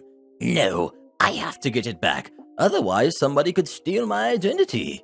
I tried to assure her that from the register, we put it in the safe at night, then in the morning, and then the armed guards take it to the bank for deposit. She would not accept it and said that if she could not get it back, then she would return her purchase and get it back to buy things elsewhere. This must have been a power play for her, but she messed up. You see, I was on my last week at that job and was ready to stop giving a hoot. I asked for her receipt, which I got, pulled up her transaction, and hit void previous transaction. I grabbed her check, the receipt, and the void receipt and handed it to her. "There, I have voided the transaction and returned your check. Good luck at the next store." I then started removing her items from the bags and making a stack beside me on the floor. She looked dumbfounded, jaw dropped. "No, I purchased those. Those are mine." I kindly, with the most customer service voice I could muster, replied, "You told me that if you could not have your check back, you would buy things elsewhere. And I had already told you we were not able to give it back. So I voided your purchase, and now you have your check back." I looked at the next person in line. I can help the next person. That beautiful customer stepped forward right next to the lady before lockdown and started a conversation about some cereal she bought. By that time, the manager had come over and the lady began yelling at him. He ended up bringing her items back up in the aisle next to mine and she paid by check but was again unable to keep the check. I could hear it all well. In fact, half the aisle was watching their show of an interaction. The best part was when she was demanding her check back, again, He asked if she wanted him to void it out so she could go somewhere else. She nearly exploded, ripped the receipt out of his hand, threw the bags in her cart, and breaking things by the sound, stormed out yelling. The cherry on top was that on our way out, she turned back to yell more at us and ran into the doorframe with her cart as she was looking back, not sure where she was going. Laughter erupted from a few kids nearby. Great day. I got talked to, but I was almost out, so yeah. Mortgage lender told me, don't sign it then. He personally lost $9,000 and lost $20,000 for his company. I'm currently trying to buy a house and was given the loan agreement with the fee sheet and all of that. They were overpriced by around $6,000 more than all of their competitors. I originally was dealing with one guy who was nice, then turns out he's not the one that does the loans. It's another guy who is the biggest jerk. I didn't like him from the first time I spoke to him because he asked for a number to call for my employment. And I said, who are you going to call? So I can give him that number. And he tells me, Whoever picks up the phone. yeah, no duh. Anyways, he wants me to pay him $9,000 cash and a lending fee up front. Most places add it onto your loan, so you pay it over the life of the loan, and it only adds about $20 to your monthly payment, which makes a lot more sense than having to pay this one guy $9,000 cash plus another $11,000 to his company for paperwork and stuff. I called him about the fees, and that wasn't even the one I was questioning. I was questioning a $200 credit report. They're usually around $30, at most $80. I said, I'm not going to pay $200 for a credit report. So he said, Yeah, it could be $30. It could be $80. Could be $200. I don't know, so I have to estimate high. I said, I'm not going to sign something that says I agree to pay $200 for a credit report. In a scoffing head voice, he said, Don't sign it then. obviously, I'm not signing it, and that's why I'm calling you, because if I don't sign it, we can't do the loan. So I just said okay, and we got off the phone. I immediately start getting calls from the owner of the place, who was the original one I had dealt with, saying, OMG, what happened? I was next to him and I heard the whole thing. No, he didn't mean it like that. And I hear him in the background trying to explain himself. Anyways, I got another guy to do it within minutes of getting off the phone with them. He is wonderful and sweet and nothing like that. And I love that I don't have to pay him $9,000 up front, so my total costs will be less than half of the other people. And he's so nice. The other place is still harassing me because I dropped the deal with them, and they're begging me to sign the papers. Anyways, now they owe me my $5,000 deposit, and I can't wait to send them the cancellation of contract and have them give it back to me. Karen coworker messed with a customer's food. I told our boss. I work as a server at a popular chain restaurant. Last Saturday, it was a very stressful day as we were extremely busy. One of my coworkers, let's call her Tanya, was in an especially bad mood due to the amount of customers assigned to her section. The issue started when one of the customers ordered chicken strips with buffalo sauce on the side. As Tanya was walking with her tray of food, the sauce dish tipped over and spilled some buffalo sauce over the customer's fries and baked potato. I'm guessing she didn't think it was a big deal to have some hot sauce on your potatoes, so she brought it to the customer anyway. Well, the customer eventually called her back and asked for new fries and a new potato because they didn't want buffalo sauce all over their food. Tanya came back to the kitchen unreasonably upset. She was complaining about spoiled people, wasting food, extra work, and things like that. The cook made a new plate of food, and as Tanya was walking out of the kitchen, she stuck out her tongue and spit little flecks of spit all over the customer's food. I was shocked because I had never actually seen someone do that in real life. I thought that kind of thing only happened in movies and TV shows. I was even more surprised that she did it during lockdown. At the end of my shift, I told my boss what I saw, and he had a talk with Tanya afterwards. Now, everyone I work with knows that I did this, since my boss told Tanya that I saw her spit on the food. They're all calling me a snitch. Tanya herself calls me the snitch if she ever has to refer to me, and no longer speaks to me at all. I believe even my boss isn't happy that I snitched, though he hasn't said anything directly. I just feel a whole different vibe from him now. It's gotten to the point where I basically lost all of my work friends due to snitching. I'm not sure they will ever get over this because of how legitimately upset everyone is. I'm considering finding a new job because it's gotten so bad. Am I the jerk for snitching? Should I have just talked to Tanya privately and not told her boss? Well, who do you think is the jerk? OP or Tanya? Please let us know. I think boss is the jerk for not firing her. Then again, maybe it added some texture. Entitled Mom ruins my most prized possession. A small bit of information about me and some backstory. I'm 14 and have autism. I'm an amateur coin and Hot Wheels collector and enjoy collecting Hot Wheels and coins of small/moderate value. I've got exactly 41 coins that I've collected, ranging in price anywhere from $30 to $400. My crown jewel of this collection is my Flying Eagle penny, Flying Eagle cent, which I have in its own separate coin case as opposed to all of the rest which are in a picture frame. This coin is my prized possession. It's valued at around $1,000 to $1,500 US, so on the low end price point because of its condition. The story starts around December of 2020.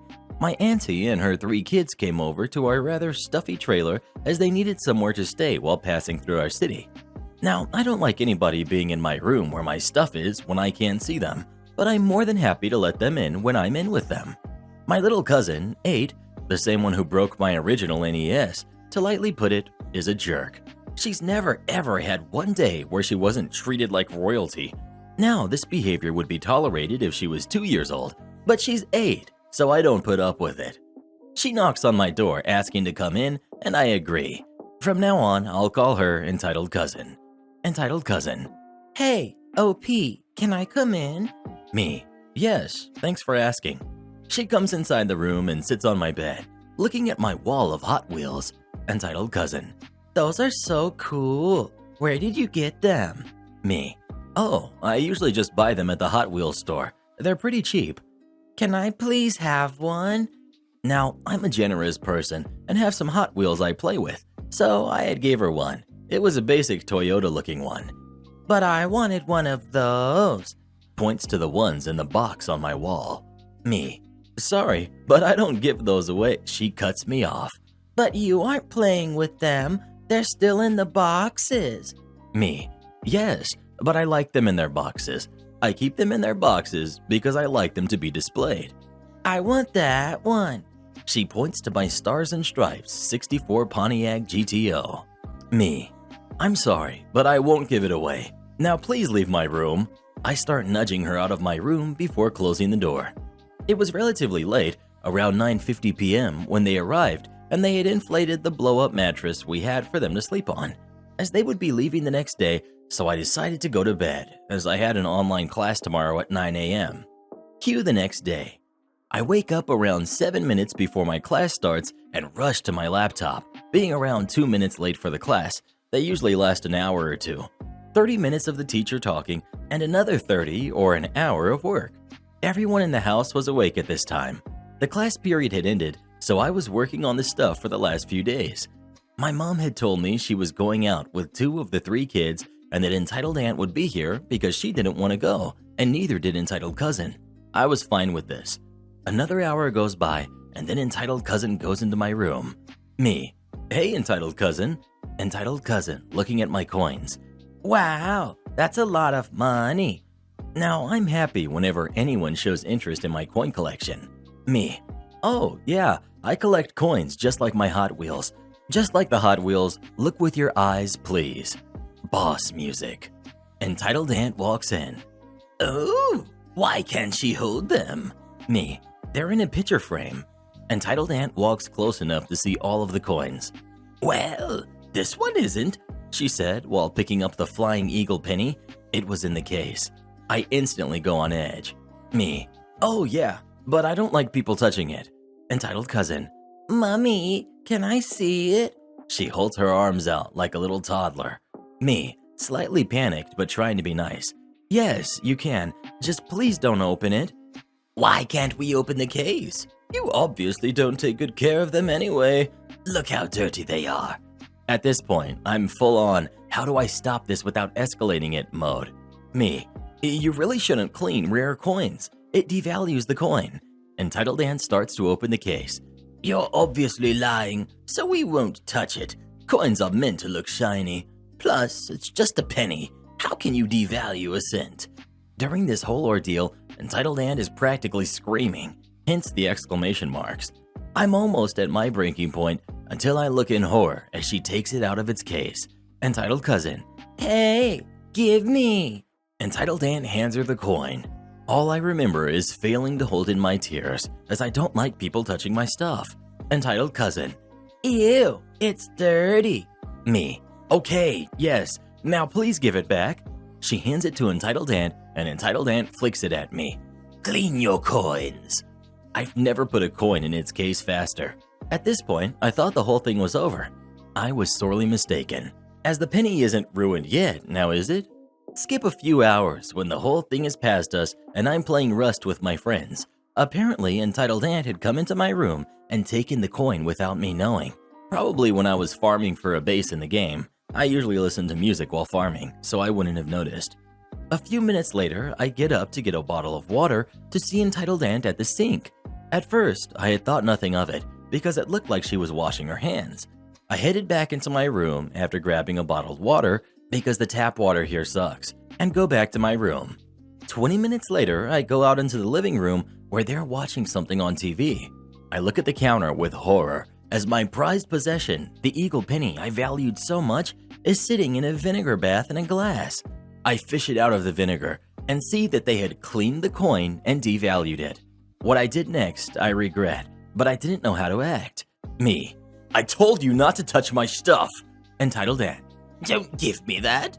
I don't let her finish her sentence before screaming back. Me. You touched my crap. I told you not to. You ruined this coin. You don't clean them. Entitled Cousin starts to cry. Yes, you do. Coins are supposed to be shiny. And how did I devalue a penny? You can't spend them. We are Canadian and we don't have the penny anymore.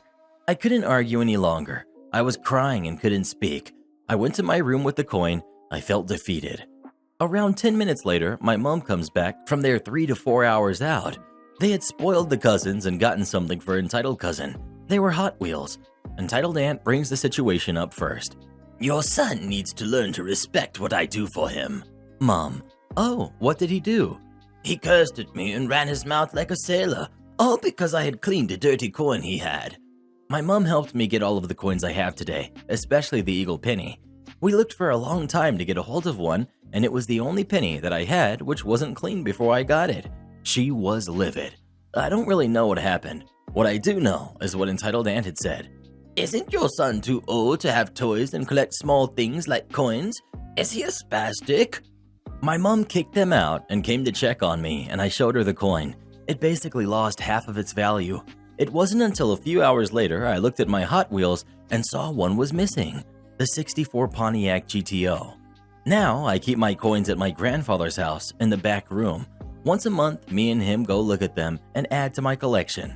Now I have 60 coins, but I'll never have one just as special as my Flying Eagle penny was. Have you ever had someone take something that belonged to you? If so, what did you do about it? Please let us know. You take my sanity from me every day, Reddit boy. Your voice is like nails on a chalkboard. Karen shows off fancy purchases on Instagram when she owes me money. I'm 50 and work as an engineer. Straight middle management, not too ambitious. Decent salary, nothing spectacular. Have a wife, stay-at-home mom, and one son. We put him through school. Now my wife sells homemade scarves on Etsy. Middle class. We have a small 2-bedroom house we still make payments on. Son, 25, is now a middle school math teacher. My older sister, 54, and her common-law husband, my age, have a 22-year-old daughter who went to school for a degree in music. My sister works at the DMV. Her husband is pensioned from the Coast Guard and now retired. Towards niece's last year of school, her parents had financial problems. Sister asked to borrow some money to pay daughter's last year of tuition, several thousands of dollars. I talked it over with my wife, and though we're not rich, we want to help. We knew the unwritten rule. If you loan money to family, pretty much say goodbye to the money. Sister thanked me, took the money, swore she'd pay it back, yada yada yada. That was 2 years ago. Daughter graduated but moved back home, still works at the mall. It's okay, she's young. What isn't okay is my sister and her husband posted photos all over Instagram and Facebook about their European vacation, their new Range Rover, all kinds of random stuff. My wife and I always wanted to go to Europe, and we will when I retire. I was going to let it go, but my sister kept bragging on social media about how she made good investments, her husband is retired and living the life, etc. My sister and I communicate most conveniently just on Facebook.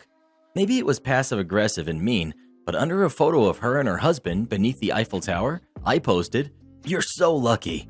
Wife and me will go there someday after the house is paid and we take care of other debts." Sister private messaged me and accused me of trying to shame her on social media. I replied, "Why? Do you have something to be ashamed of?" I had already written the debt off in my mind, but at the same time, I thought it was tacky for her to wealth flex when she knows she's borrowed $9,000 from her brother who has his own family to worry about. And I didn't even say anything too mean like, "Oh, look, why are you spending money when you owe me money?" or something jerky like that.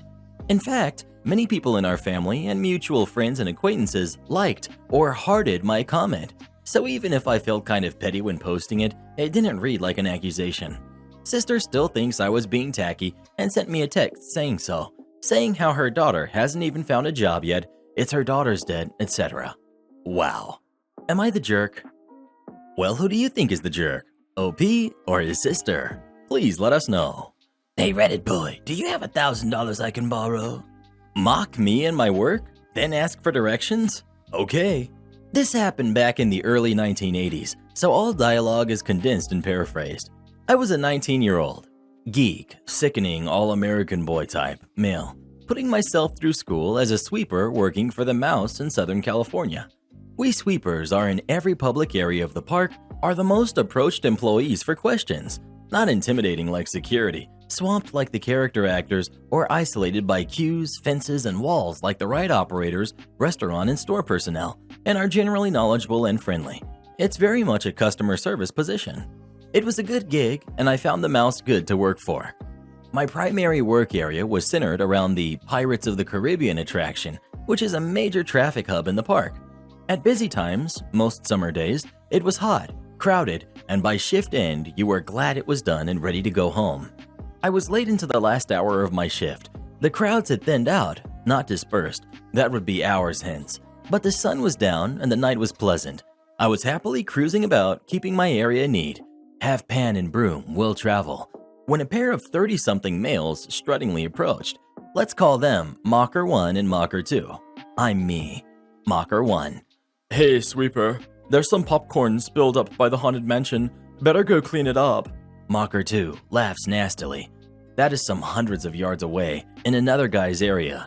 Not only not my problem, but actually, unless some danger was caused by it, I shouldn't go. Me, with a friendly smile and a nod. Thanks, we'll get it. Mocker 1, tossing a cup on the ground. He had walked by at least 4 trash cans between where he was and the haunted mansion. Here, get this. With a flourish, I popped it into my pan and broom. Mocker 2 in a sneering voice. When is the 3 o'clock parade? This caused Mocker 1 to laugh. Believe it or not, this is a very common question. One that can be heard multiple times daily. Usually it translates to, what is the parade route, and when should I get there to get a good spot? But this was at 8:45 p.m. I was off at 9, so it was just meant to annoy me and to waste my time. Me, cheerfully. The 3 o'clock parade will be at 3 o'clock tomorrow. The pair continued on, in this vein, for another 5 minutes, asking random, generally pointless questions, pointing out the odd cigarette butt, leaf, piece of paper, and generally mocking and sneering at me, my work, and the park. Basically mocking me for their own entertainment and wasting my time. I found it mildly annoying, but had long ago, this was my second summer with the Mouse, realized that if 995 out of 1,000 folks are nice and are cheerfully set on having fun, you still get the other 5. And when park attendance ranged from 12,000, very dead, to 55,000, screaming lunacy, that meant that you had 60 to 275 jerks running around on any given day. Knowing that helped me maintain a cheerful perspective.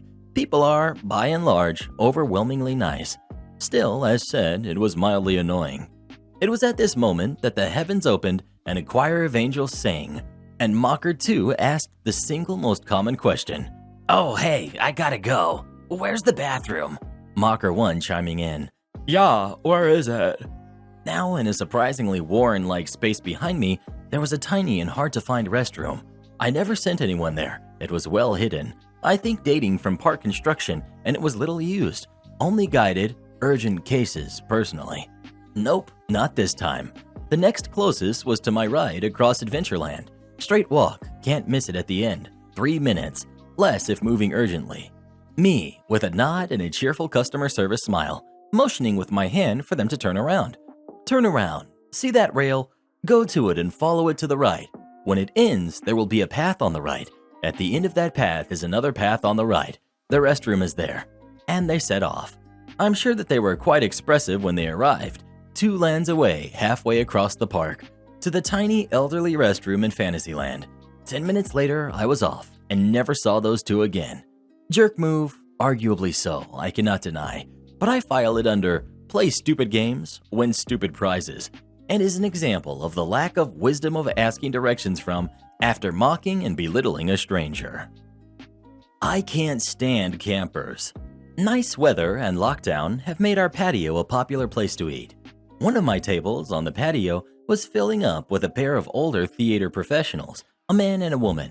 The woman was ordering off of the gluten-free menu, which just shows which regular menu items can be modified. Lady: Tell me about the tacos. Me: They come 3 to a plate with chips and salsa.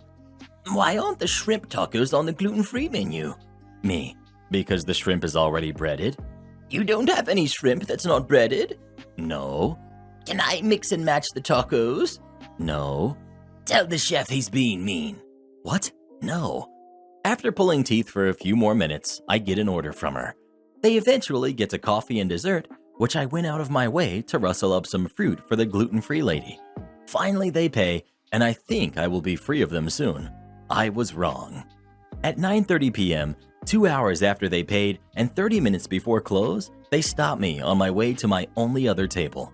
Guy: We will want more drinks, just to warn you. Me, not sure if he's joking. Haha, okay, what can I get you? Oh, we're not sure, but we're also having 2 more join us. Me, still not sure if this guy is joking. Oh, all right. Lady: You're here all night, right? Me: Yeah, apparently. As I'm standing there, 2 college-aged guys come in through the patio gate, and my 2 campers get up and tightly embrace their former students, all maskless, of course. I managed to get their drink order in by 9:45, 4 specialty cocktails, which my bartender is thrilled to make right before close. I drop off the drinks with a check and inform them that we close in 10 minutes.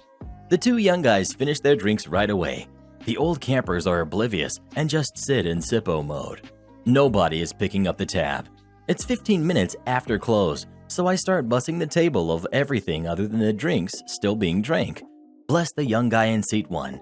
He takes it upon himself to pay me for the round of drinks. When I return the young guy's card and thank him for coming out, I hear the old guy start to bluster about the young guy paying the bill. I just walked away, laughing to myself. Look, sir, that check sat there for 25 minutes. You had ample opportunity to pay.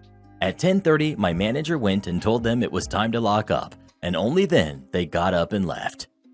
Edit: Since some people are mad, I said, haha, yeah, when they asked if I was there all night. I was caught off guard and trying to be polite. This was in a smaller suburb, not a major metropolitan center. The only restaurants that are 24 hours are drive-thrus and Denny's-style diners. Our hours are posted on the front door. I did tell them when they had 10 minutes till close, and they had 40 minutes to drink their drinks before they were asked to leave. Folks, this is a sub for servers to vent. If you don't like it when servers vent, read a different sub. He said I could, so I did. This was back in 2019. I was training to become a level 2 swimming teacher, and the guy who ran the courses, we'll call him Bob, asked me to do him a huge favor and work in Scotland for a month as a lifeguard at one of the holiday resorts. I liked the sound of it, and it's also great for me since I had lost my job about a month prior and could really do with the money. So I go and work there. I do great, amazing experience and fun. They ask me to stay on an extra month. I agree, a little begrudgingly, since I have a swimming teacher job offer waiting for me, but after speaking with them, they're okay to wait the extra month. After a couple of weeks, they hire a new lifeguard. He causes some trouble with me, and I decide that I've had enough and speak to the resort manager about leaving early. Since I wasn't meant to be staying later anyway, and they have new lifeguards now, I figured I could go home. After having a chat with him, he agrees that it's okay. I try to talk to Bob, but he's off on holiday, so I tell his assistant, and she says it should all be fine. So he owes me just over a week of wages, about 120 hours, around 900 pounds. When he comes back from his holiday, he tells me he isn't going to pay it because I walked out on the job. I call the resort manager to see if they have paid him for all of my work there, and they had. I was steaming. I called Bob and basically told him he had to pay me the money I had earned. He just kept saying, You walked out. I have the upper hand here. And you can take me to court, but my lawyer says I will win. so I thought, court it is. It had to go through tribunal first, so I took this opportunity to gather my evidence. The holiday resort was on my side, so they were happy to sign all my hours off and send them to me. In that time, I realized that I was only asking for wages and holiday pay was mandatory, not optional. I wasn't expecting any kind of holiday pay beforehand, but since Bob wants me to go through all this trouble to get my basic pay, I may as well go full pelt and ask for holiday pay for the whole month and a half I was there. After speaking to a lawyer once I had the tribunal certificate, they calculated my missing pay and holiday pay to be 1,500 pounds. He paid it all to me the day before our court date. Am I the jerk for teaching kids basic life skills and giving them food? I, 40 female, am currently not working due to an extremely mismanaged labor a little over a year ago that left me unable to stand for extended periods, and I had difficulty walking. As a result, I've been at home a lot more than I usually am. I usually lecture at a local university. My partner and I own a 5-acre section on the outskirts of a town. There are 2 buildings on the property, our 2-bedroom home and an 8-bedroom former B&B that we run as a very cheap rental. More because the rental market here sucks and we wanted to help out than because we need the money. The house is usually mostly rented by teens and young adults who have been placed here by a local council agency that supports young who have mental and physical disabilities or mental health issues. This started a few years back because my partner, a semi-retired professor/researcher/doctor, offered to set up a free counseling program for these kids. They found out about the house and it went from there.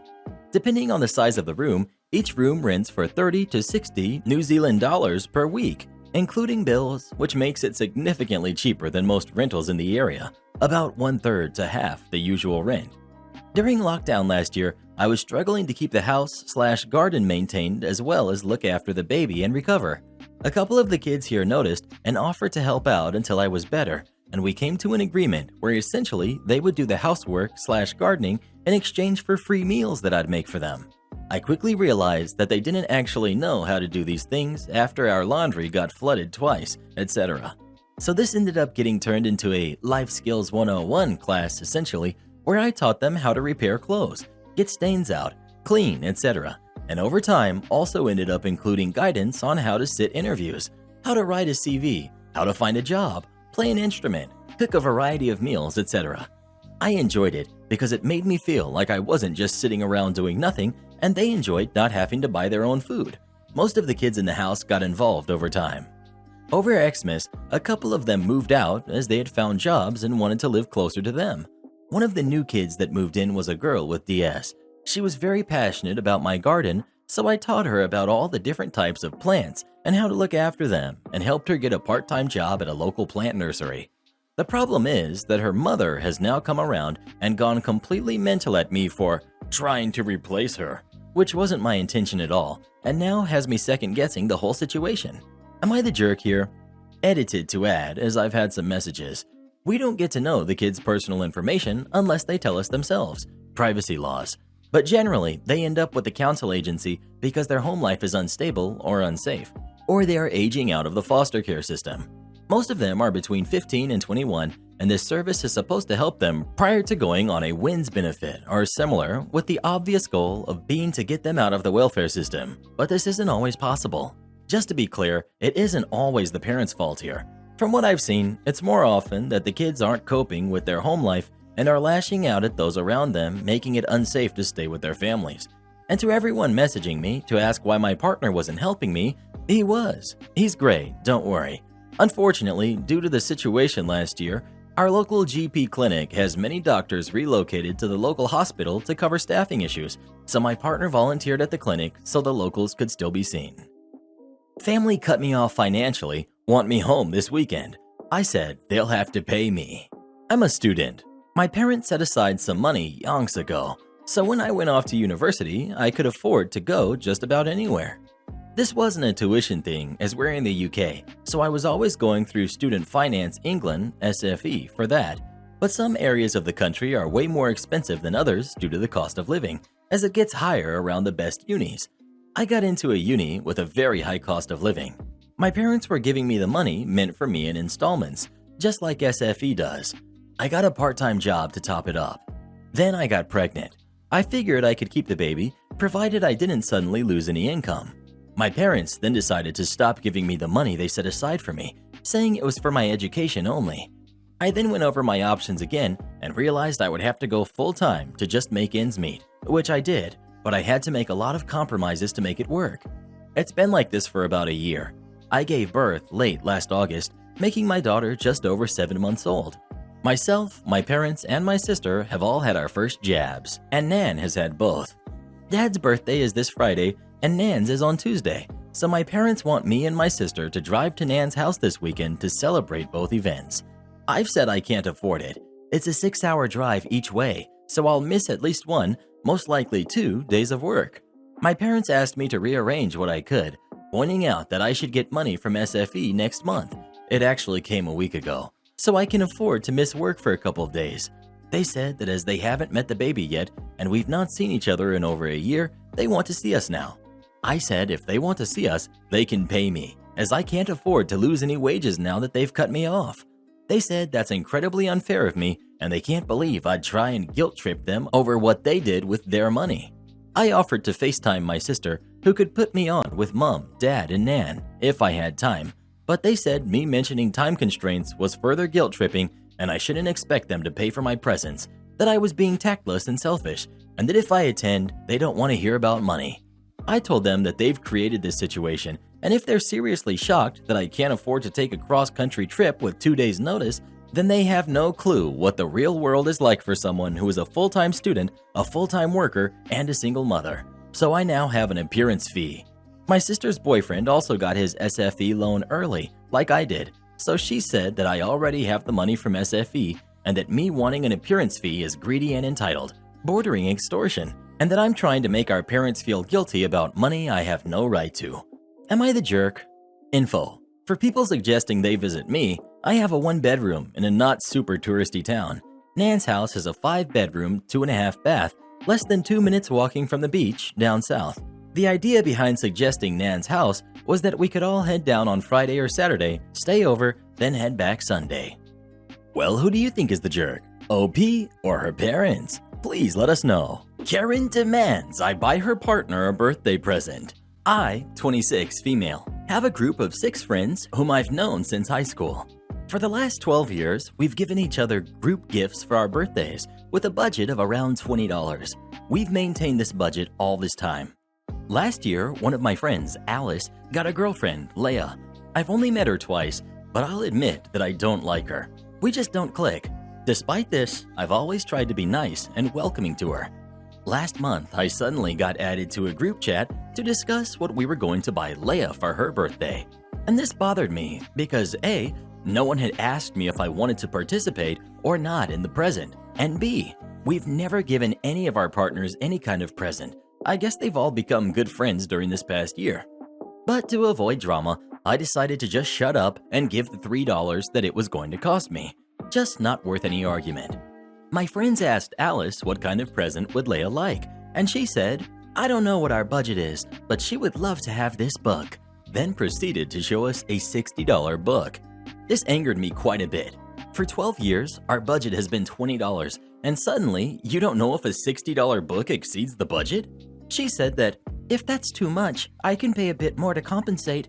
But I know her, and she's always been quite stingy, even though money is not a problem for her or her family.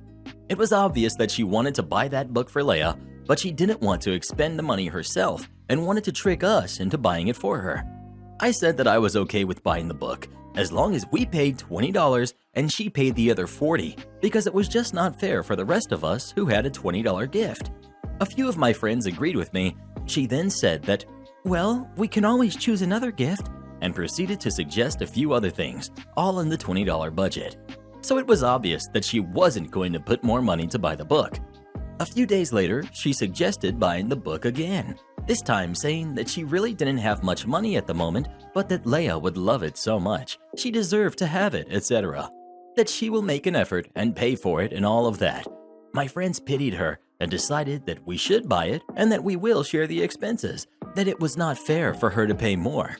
I said that what was not fair was to expend so much money on a present, especially when none of our partners have ever gotten a present.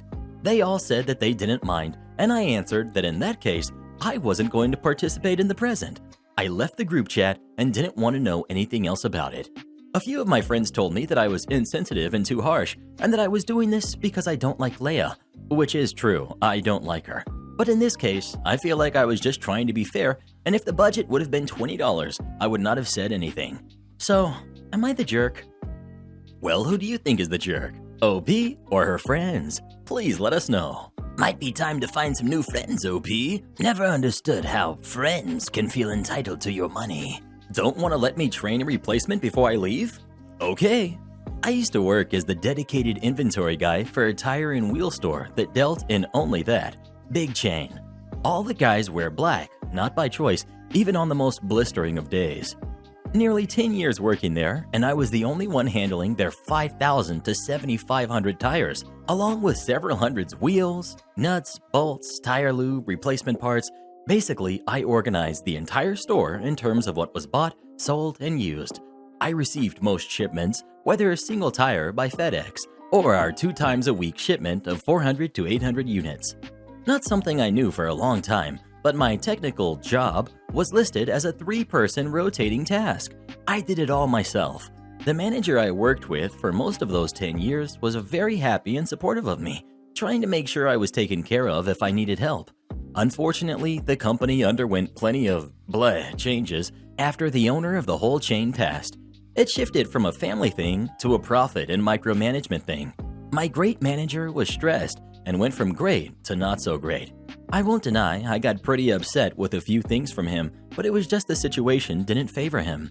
Ultimately, he was transferred to an administrative position to finish out till retirement, and we got a new manager and lots of extra salary salesmen. I was left on inventory, as everyone confirmed I was the only guy for the job that knew anything.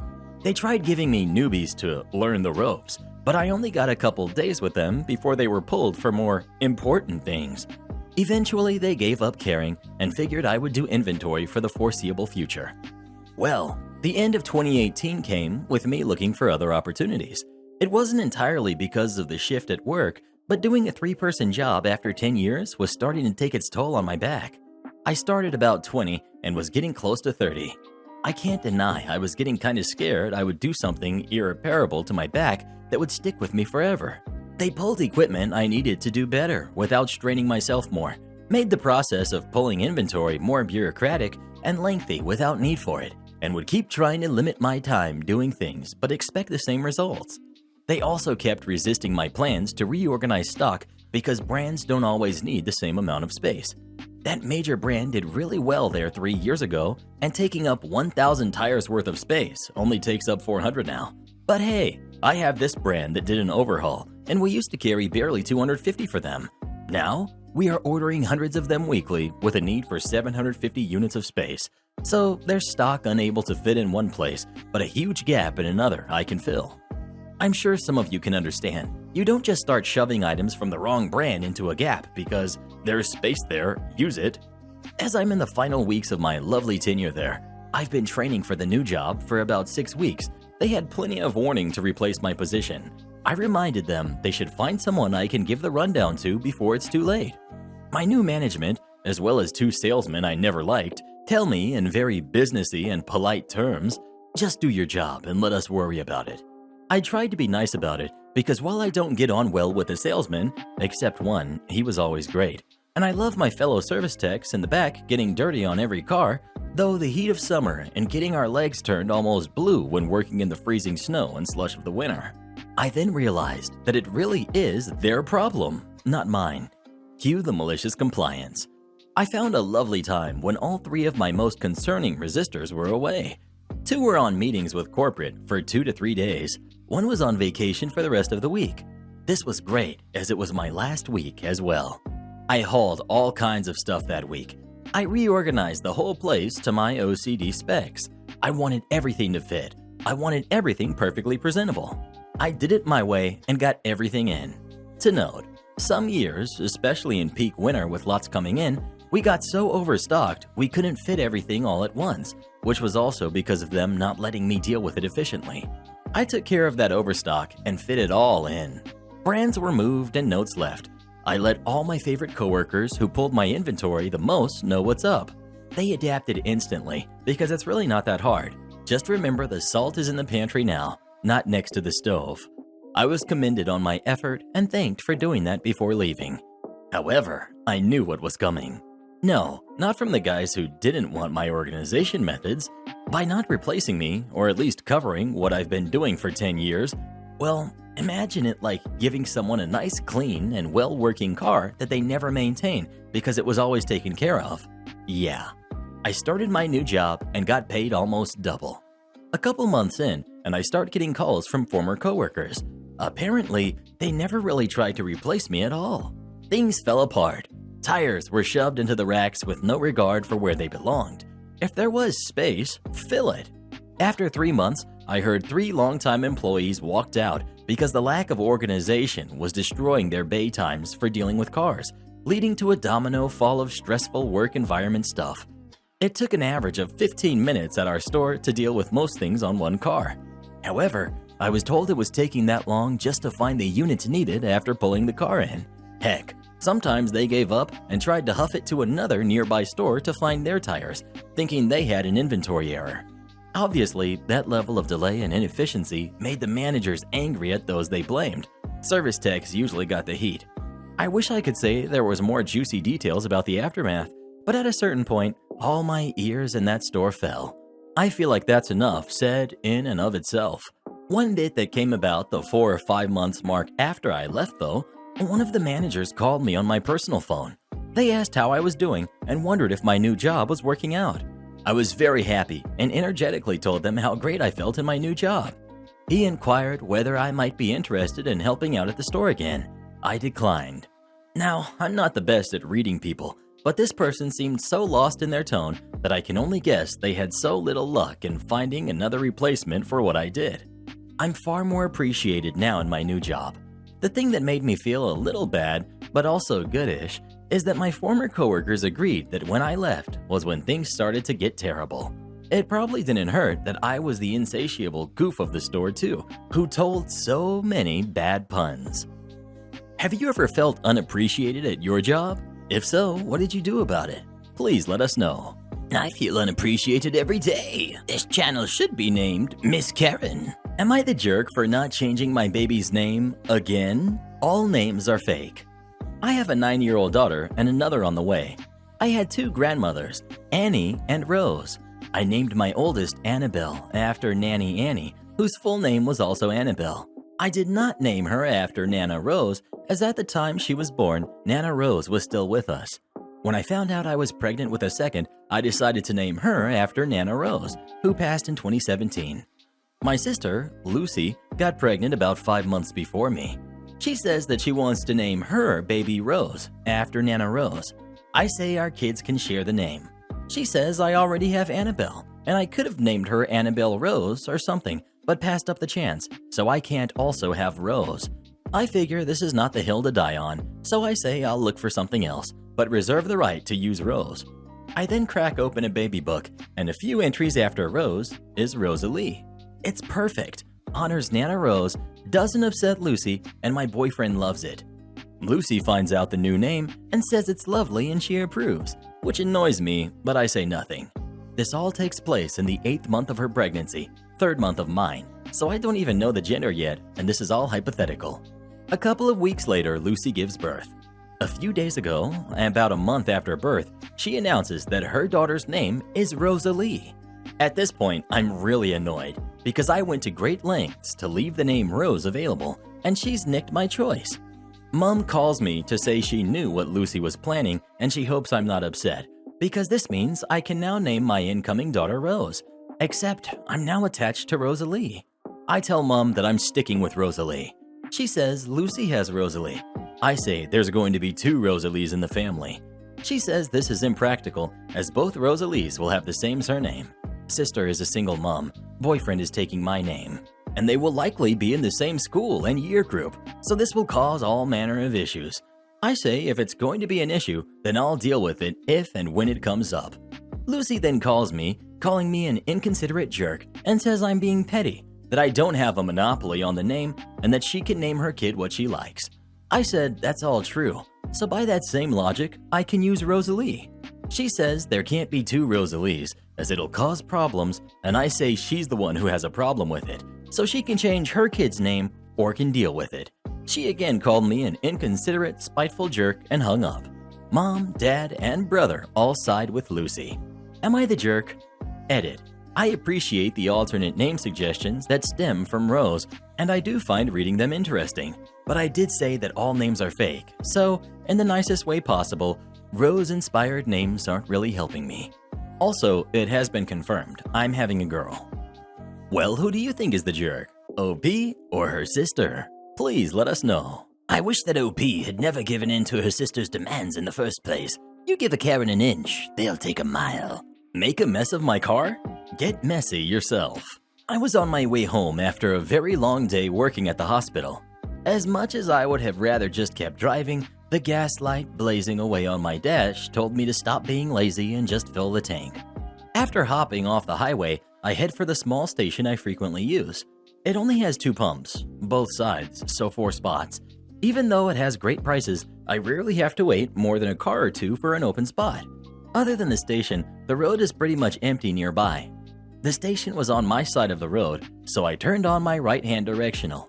As I begin to turn the wheel into the station, this lunatic in a Mercedes comes from the other direction, sliced through the out lane and inches across my front bumper to beat me into the parking lot. I slammed on my brakes, sending my gym bag and a stack of folders shooting off the passenger seat into jumbled messes on the floor. I'm not a big swear, but that had me sounding like a sailor. As I pulled in, I noticed a police car in a parking spot outside the building that houses the cashier and the tiny convenience store. My hopes rose as I prayed the officer saw the crazy lady's stunt and I was about to witness instant karma. No such luck. She pulled to one side of the pumps. I pulled to the other. I got out, swiped my card, and started the gas flowing. Then, clear as a bell, I hear the snottiest sounding voice issuing from the Mercedes. This is unbelievable. I was clearly here first, but this idiot is filling up the other car first. No, he hasn't even started me yet. I swear these people are stupid out here. Hold on, Shelley. I have to deal with this moron, or I will be here all day. Now the dreaded "Excuse me" is aimed right at me. You know you don't need to wait for the tank to be full before you start another car.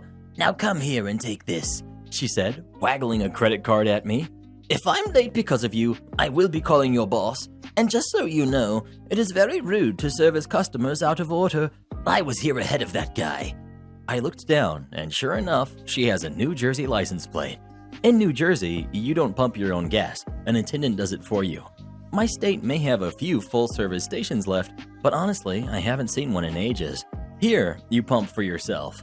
If she had gotten out of the car, she would have seen I was that guy, but the pump blocked her line of sight. I considered an "I don't work here, lady" style response, but the primped-up entitled expression on this self-absorbent jerk required more from me. She stared harder at me, raising her brows, and waggled her card even more emphatically. Before I knew what to do, I let go of my pump, stepped closer, and took the card from her manicured fingers. As she sneered at me, I looked her right in the eyes and snapped my hand downward, flicking her card straight into the trash barrel beside the pump. Someone must have thrown a slushie or milkshake in there, because the card made an awesome splat sound when it hit the bottom.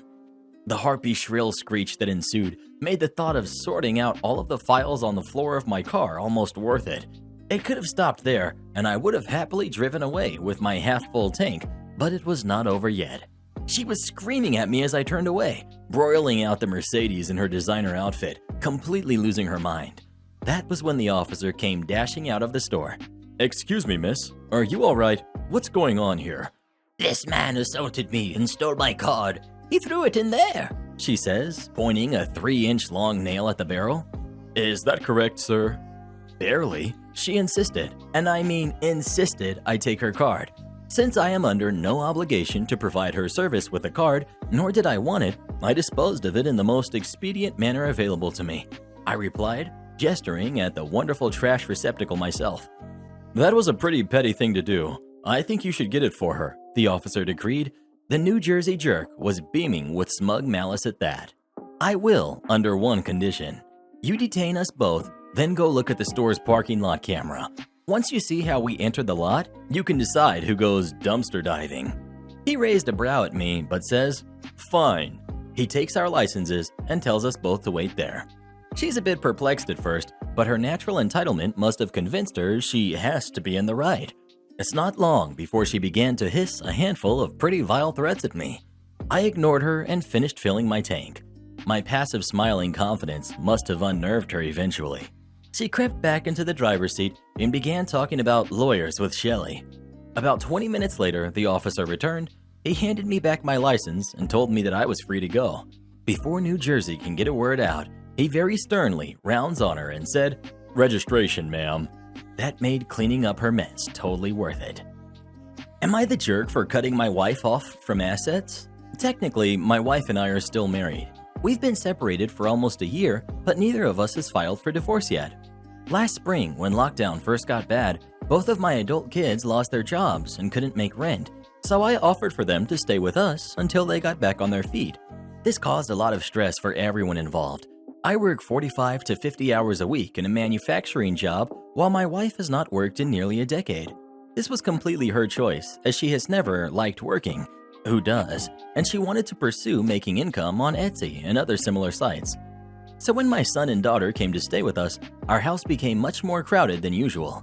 Since my wife stays at home all day, she felt that my kids were invading her space and wanted them out pretty much immediately. She felt I was enabling them by letting them come stay with us and that we should let them sink or swim on their own. I told her that I couldn't let my kids suffer when I was in a position to help. After only a few weeks, crap hits the fan. My wife had blown up at both my son and daughter because she felt they weren't pulling their weight in our house. She started giving them chore lists and would get angry when all of the things weren't done. My kids were both looking for work, and dealing with unemployment offices and doing housework took a back seat to those things, rightfully so in my mind. I came home from work one day to find my wife screaming like a banshee at my son. When I walked in, my wife immediately turned her ire to me and told me that if I didn't kick my kids out right away, then she was leaving. So I told her my kids were staying, and she packed her stuff and called her sister to pick her up. Wife also doesn't drive. Since then, we have barely spoken. She won't answer my calls and will respond to pretty much every text with, "Unless your kids are gone, we have nothing to talk about." Mind you, my daughter moved out during the winter after finding a new job, and my son has been working part-time for 6 months while looking for full-time work and saving money to move out. My wife didn't even tell me when her dad passed earlier this year. I had to find out on Facebook. When I tried to call her, she wouldn't answer and ignored all of my texts too. Since it has become painfully obvious to me that this relationship is over, I decided to finally file for divorce. However, as soon as my wife was served the papers, she flipped out on me. She's upset that I cut off her access to our shared checking account and was upset that she will no longer have access to health insurance through my employer. She's called me a jerk more times than I can count, and her siblings have joined the choir on that refrain now too. I do feel bad that this is going to make her life more difficult, but I no longer feel it's my obligation to provide for her when she clearly wants nothing to do with me. Well, who do you think is the jerk? OP or his wife? Please let us know. And that is why you never marry a Karen. I'm sorry you're lonely, but we shouldn't have to suffer for it. It's Christmas Eve, and I work at a small family-owned Italian restaurant in a small city. We close at 4:30 to allow everyone time to be home with their families because most of us have kids, and the boss man is good about stuff like that. Cue the lonely odd regular. She's not a mean lady, but she's certainly different. I've had to ask her to put her shoes back on several times. She regularly told me about her bowel movements, that kind of regular. She comes in around 3. Now I know she always stays a while, but I don't think anything of it as we don't close for another hour and a half. At 4, I drop off her check and start my cleanup as she and one other table are left and I'm not seating anymore. 4:15, second table leaves, wishes me a Merry Christmas and leaves me a banging tip, so I'm in great spirits. 4:30. I'm already pretty much done with my cleaning, lady is done with her food, and I have all her dishes but her teacup. I tell the back it's no biggie if they bounce, there's only one dish. Now it's only me, the closing manager, and my husband, who happens to be the GM. I check on her and drop a subtle, "Man, can't wait to get home. It's been crazy busy. I'm dead on my feet." She laughs and excuses herself to the bathroom. 4:45, she's still in there. I'm getting a little stir-crazy, but it's not bad yet. Me and the guys are just messing around in the back. 4:50, she emerges. Instead of getting ready to leave, she settles in and starts sipping her tea and reading her book. Now I'm getting mad. I go to her table and check the bill. Nothing. I gently remind her that we closed 20 minutes ago, and she scoffs at me as if I'm rushing her. 5. Hubby is upset at this point and shuts off the music and dims the lights. I go to her table again, and she's visibly angry. Here's how the conversation went. We've got me, we've got hubby, and we've got Karen. Karen: Excuse me? I wasn't ready to leave yet. I don't understand why you guys are closing up. Me: I'm sorry, ma'am, but you've been here for 2 hours. You finished eating over an hour ago, and we've been closed for half an hour. Most of our staff is gone, and the rest would like to get home to our families.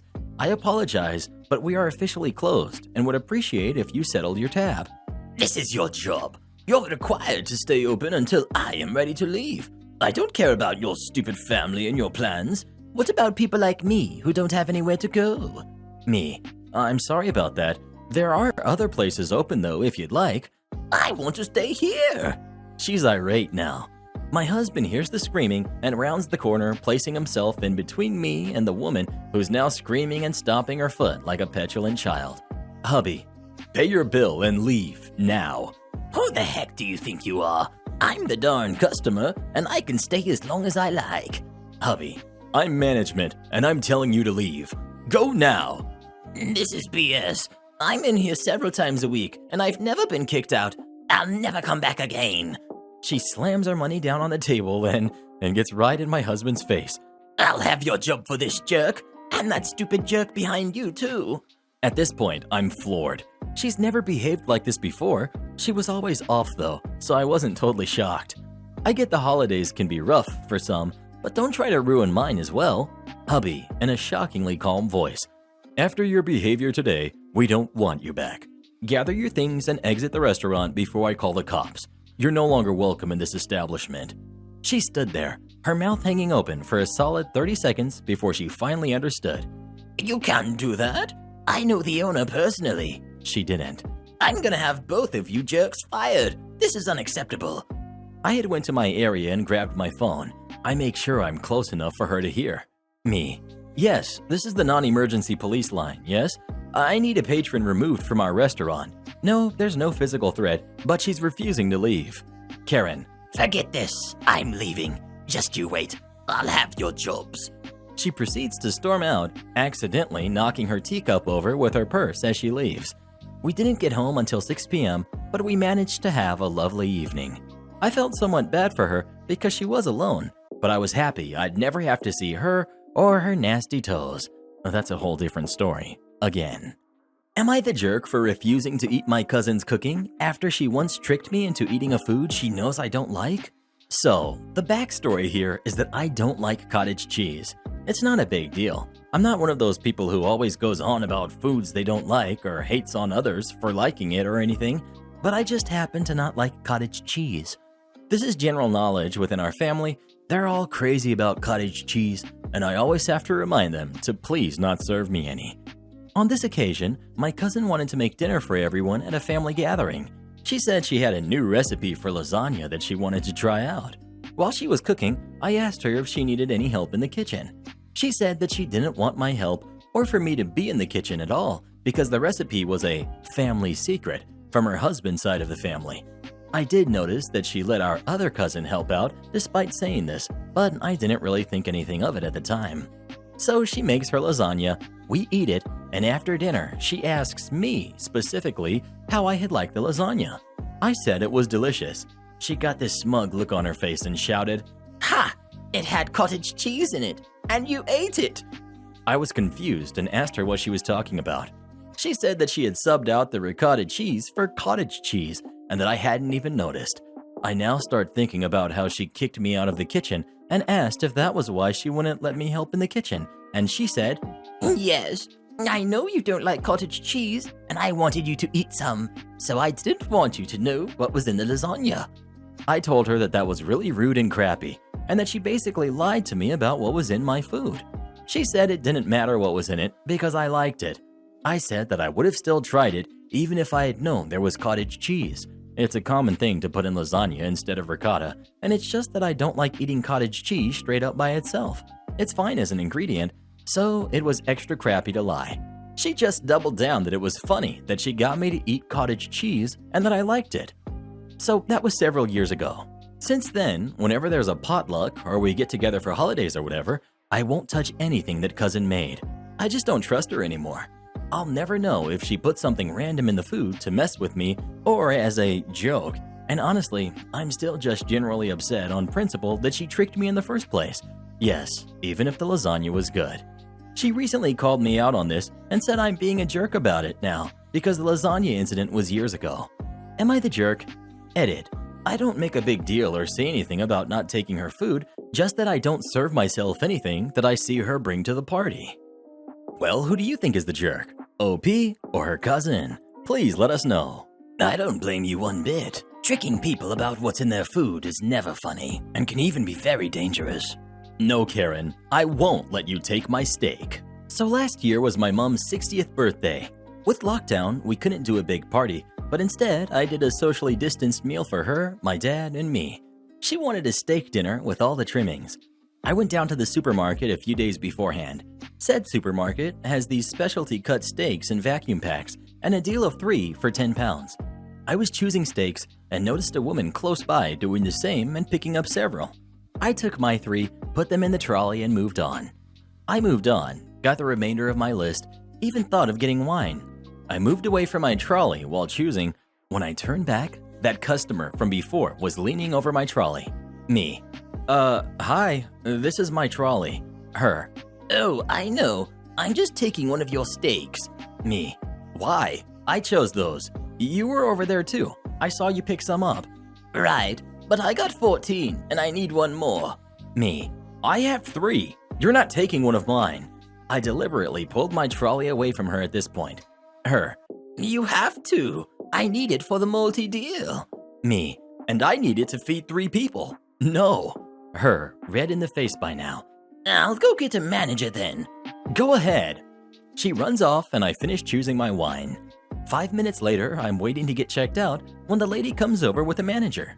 She stood back with this smug look I could see through her mask while the manager came over. Manager. Ma'am, this lady says you stole one of her steaks. Is that true? Me. No, I picked up 3 at the freezer and later on found her leaning over my trolley and saying she was going to take one.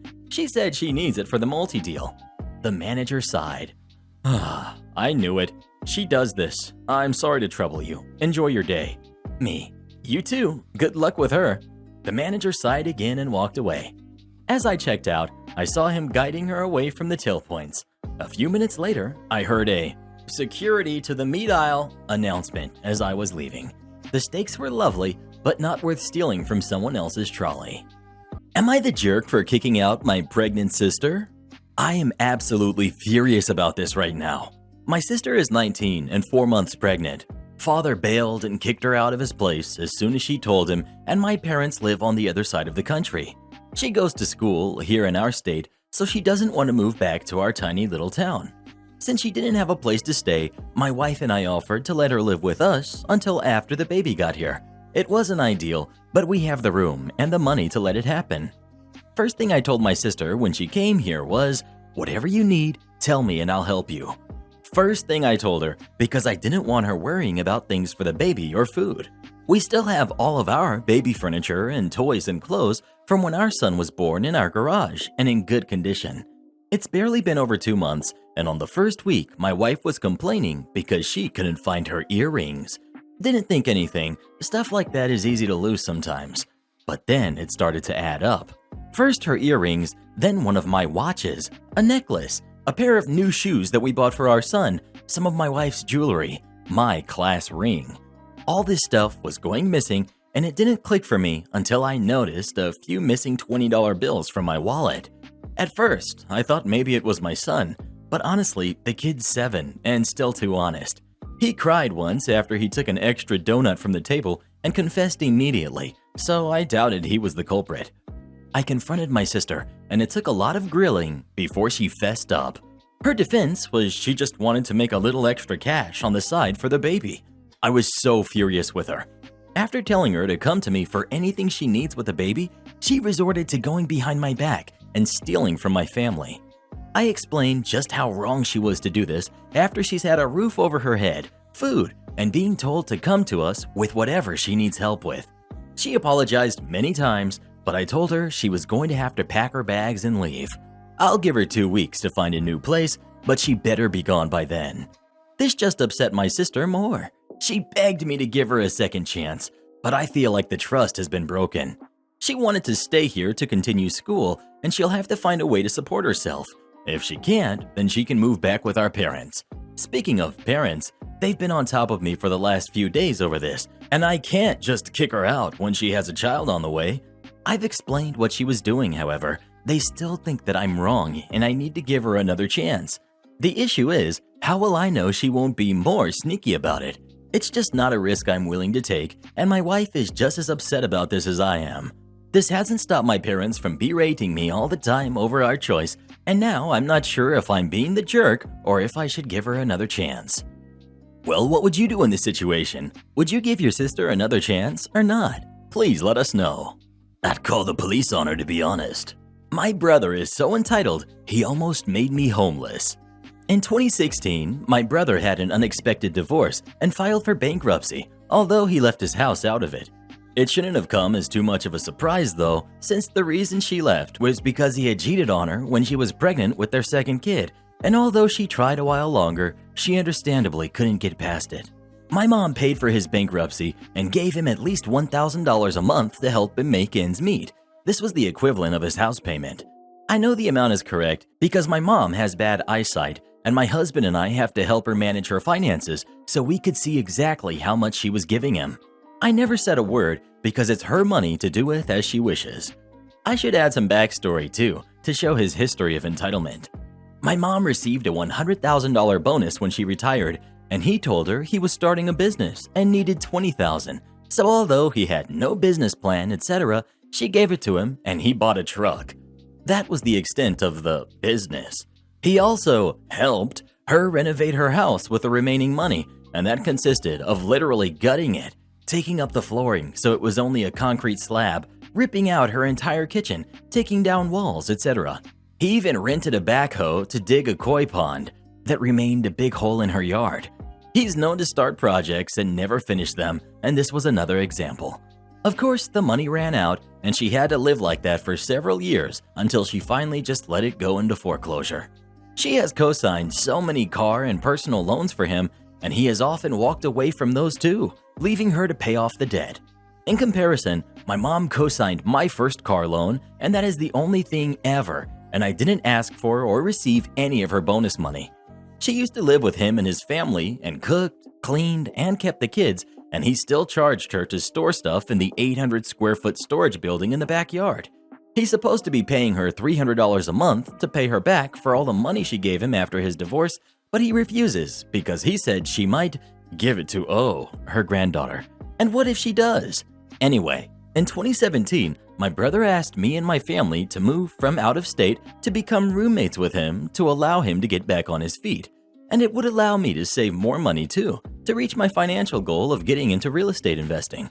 I was leery about the idea, but he was begging, and I hated my mom was still having to give him so much money, since she only had a retirement and Social Security, and he was taking a huge chunk of it.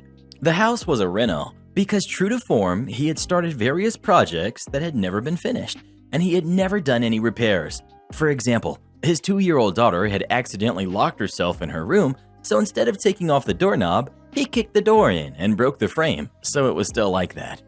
We signed a rental agreement and agreed to include that if he decided to sell the house, he would allow us to assume his loan, and we would pay him $14,000 in equity. As an FYI, he had bought the house in 2013 and didn't have a lot of equity in it.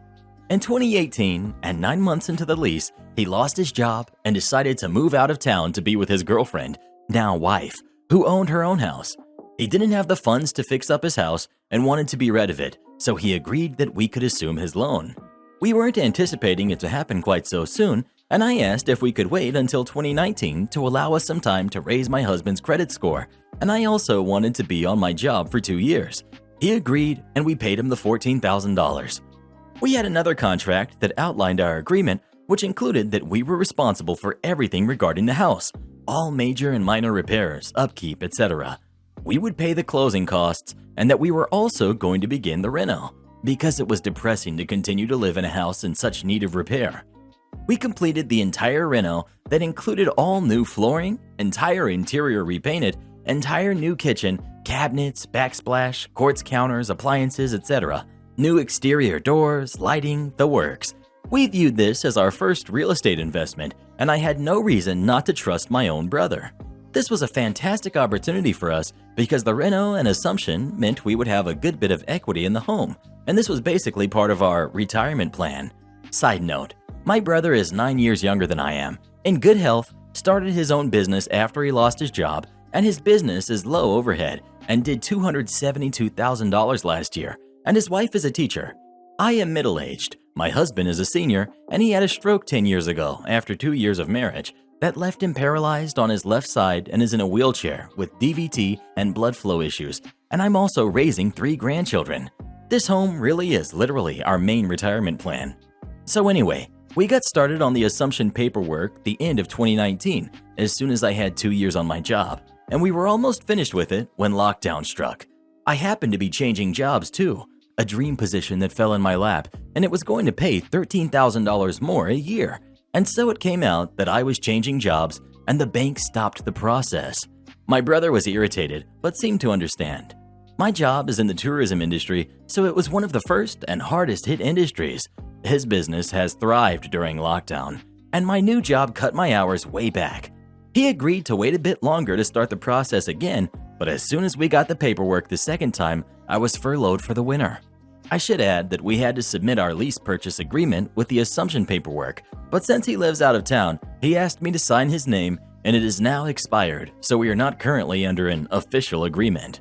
I just found out this week they're bringing me back full-time, so I let him know the good news and asked him to please call for the paperwork. Now he says he's tired of dealing with this, so he's going to hire a realtor to sell the house, and get this, he thinks he is going to keep half of the profits. In addition to the $14,000 we've given him, the cost to renovate the home, and the $1,000 a month we've paid straight to the mortgage company for 36 months, $36,000, we've also done all maintenance to include stuff like trees trimmed, the house pressure washed, a roof leak, septic pumped, etc. He has never paid a dime since he left, and I have never even asked. I treated the house as though it were ours because it was supposed to be. We've never paid a single bill late, even though we live off of my husband's Social Security and lately my unemployment, and he's acting indignant as though I've done him over. I honestly never look for sympathy due to my husband's issues, etc., but this would cause a severe undue hardship, and he has shown no empathy whatsoever. On top of that, we really needed the house in our name because we were going to do a HELOC to enclose the garage because our mom is starting to have additional medical issues, so we were planning for her to come live with us later this year. If he sells this out from under us, we would literally be about homeless because we can't afford to rent in our area. We would not have any funds left to save, and the housing prices have gone beyond what we would probably be approved for. It's not easy to quickly or slowly find a wheelchair-accessible house to buy or rent, and part of our renovations helped with that, like creating a walk-in shower. Although one reason we moved here is because my granddaughters often had to change schools when they were with their mom, and I promised them that we would stay put so they could put down roots and make friends. We found out that they were going to be living with us as he was begging us to move here, so it made sense financially and was a great school district. My oldest 2 granddaughters are in high school and would most likely have to change, which breaks my heart. We would not even have any equity in a new home, and we would not be able to create space for my mom either. And with the equity we would have in our current one, it opened the door to various options to help fund our retirement, pay it off and do a reverse mortgage, use equity for an income property, buy another primary residence with 3.5% down and use this one as a rental, pay off student loans, etc. We had also planned to start a side hustle, home-based business using the big storage building we have here. This has left me feeling basically gutted. It's broken my heart and soul because I was an only child for 9 years and used to always beg for a sibling. I was elated when he came along, and his birthday is one day before mine, so it was like he was my birthday present. Growing up, my friends would often say they wished they had their sibling treat them how I treated him, and even though we had nearly a decade between us, I have always tried to keep a close relationship with him and his kids, and I just can't believe he's acting this entitled. I've never been a vengeful person, but I honestly feel I would take the house back to what it looked like previously before I let him make a penny off of our hard work and sacrifices. I know some money is better than none, and it would be a big setback, but I can't help but feel like it's all or nothing. And as an FYI, I have an appointment with a lawyer, but I'm sick it's come to this. No matter what happens now, in a way, I really have lost my brother. But who needs someone that entitled in their life anyway? Again, thank you for taking the time to read what has become a novella.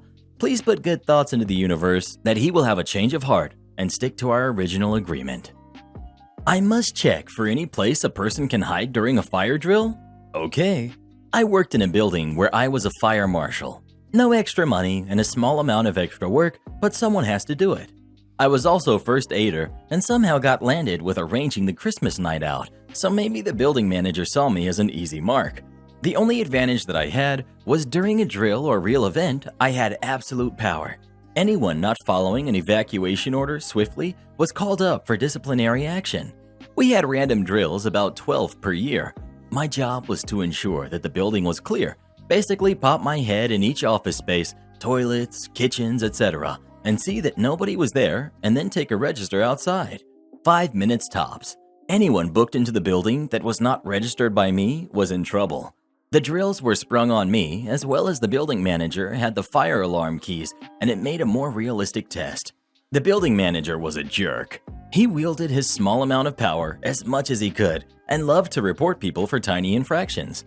During one drill, he hid in a cupboard and then called me into his office for failing to ensure that the building was clear. Apparently, some people may run and hide from a fire instead of leaving the building. I got a wagging finger and told to do better next time or I would lose the marshal role. My job was pretty safe since nobody actually wanted to take over, and after hearing the story of me getting into trouble, they absolutely did not want the job. The building manager changed the fire marshal process instruction to include checking hiding places. This is a side instruction. We had no power to do so, I later found out. Malicious compliance begins.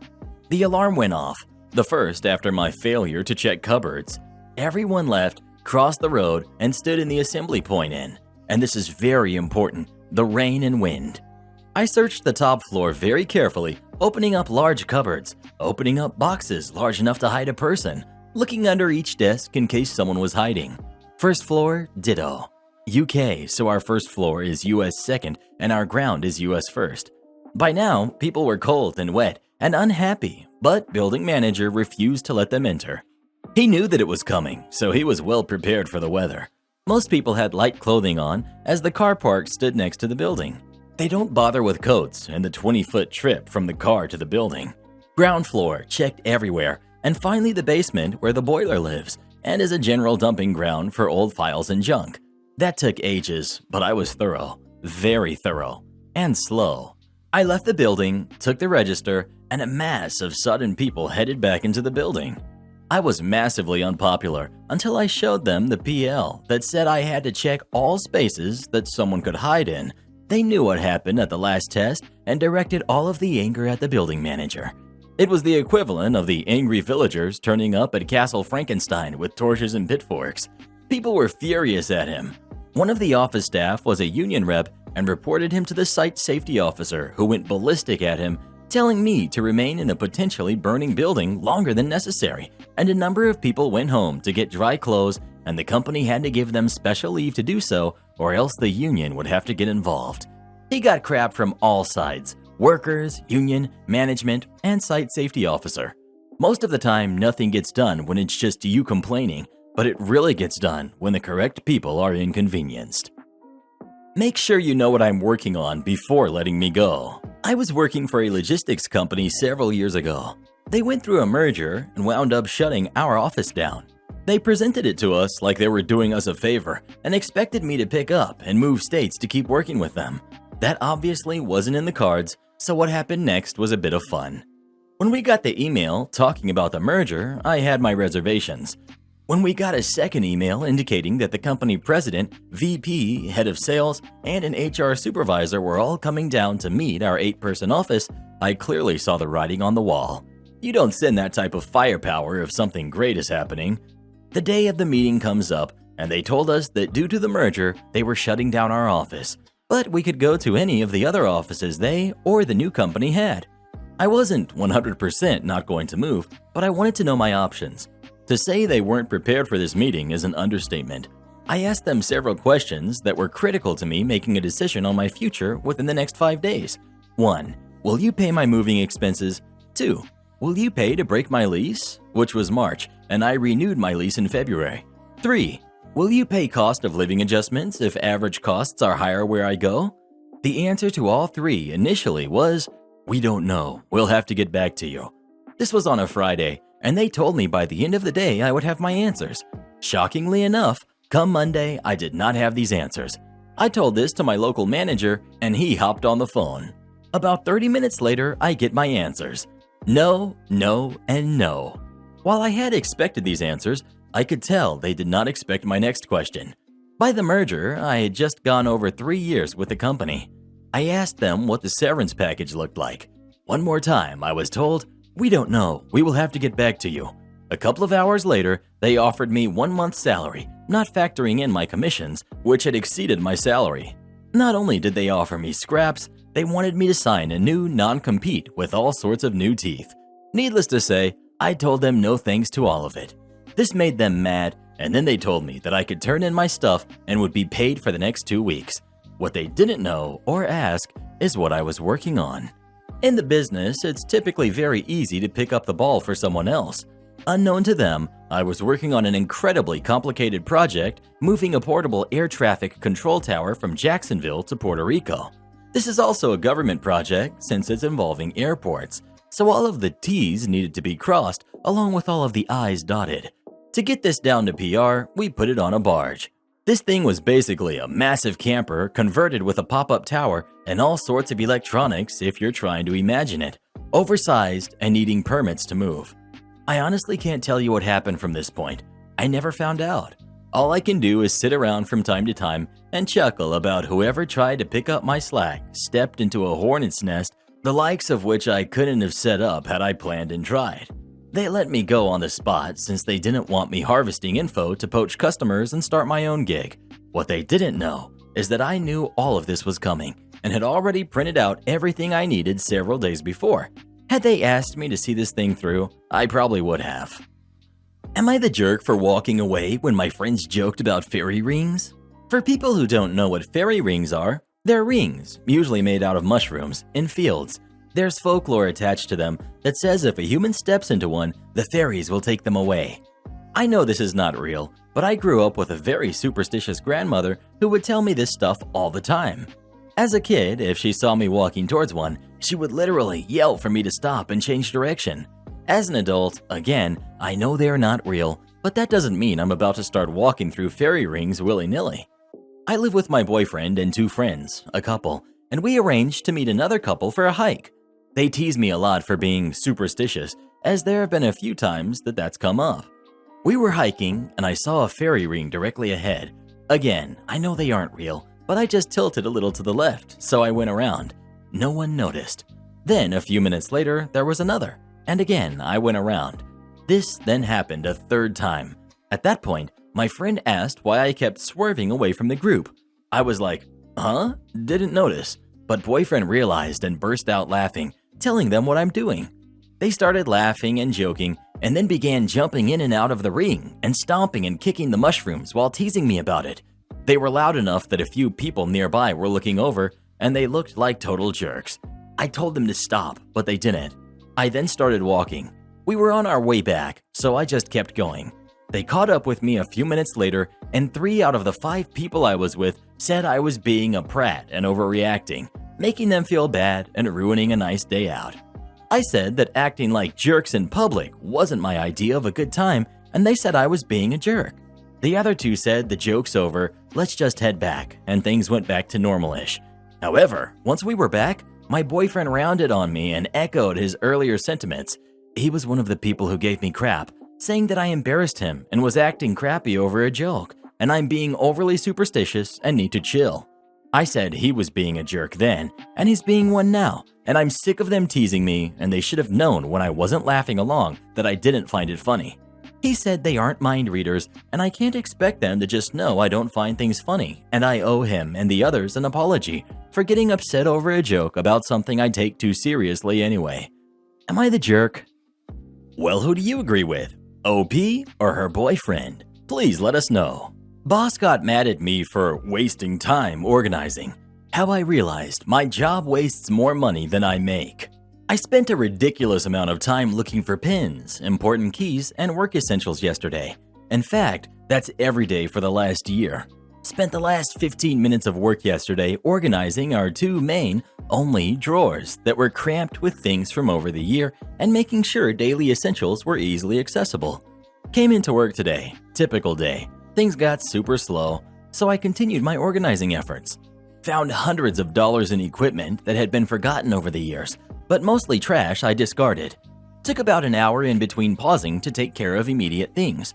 I was almost finished when boss came over and starts haphazardly organizing things, basically complaining I'm being too thorough and that we weren't going to be using this precious time to organize. I asked if everything was okay and got snapped at as boss swept what was left to organize back into the drawer. I then spent the next 20 minutes doing nothing, expecting the theatrics to be followed by what was supposedly so much more important. 20 minutes. It would have taken me less than 10 to finish organizing while not having any further instruction. I open the drawer, messy once more, and see boss's phone. I close the drawer. I mean, this is the level of organization we aspire for, right? Who am I to waste time questioning this?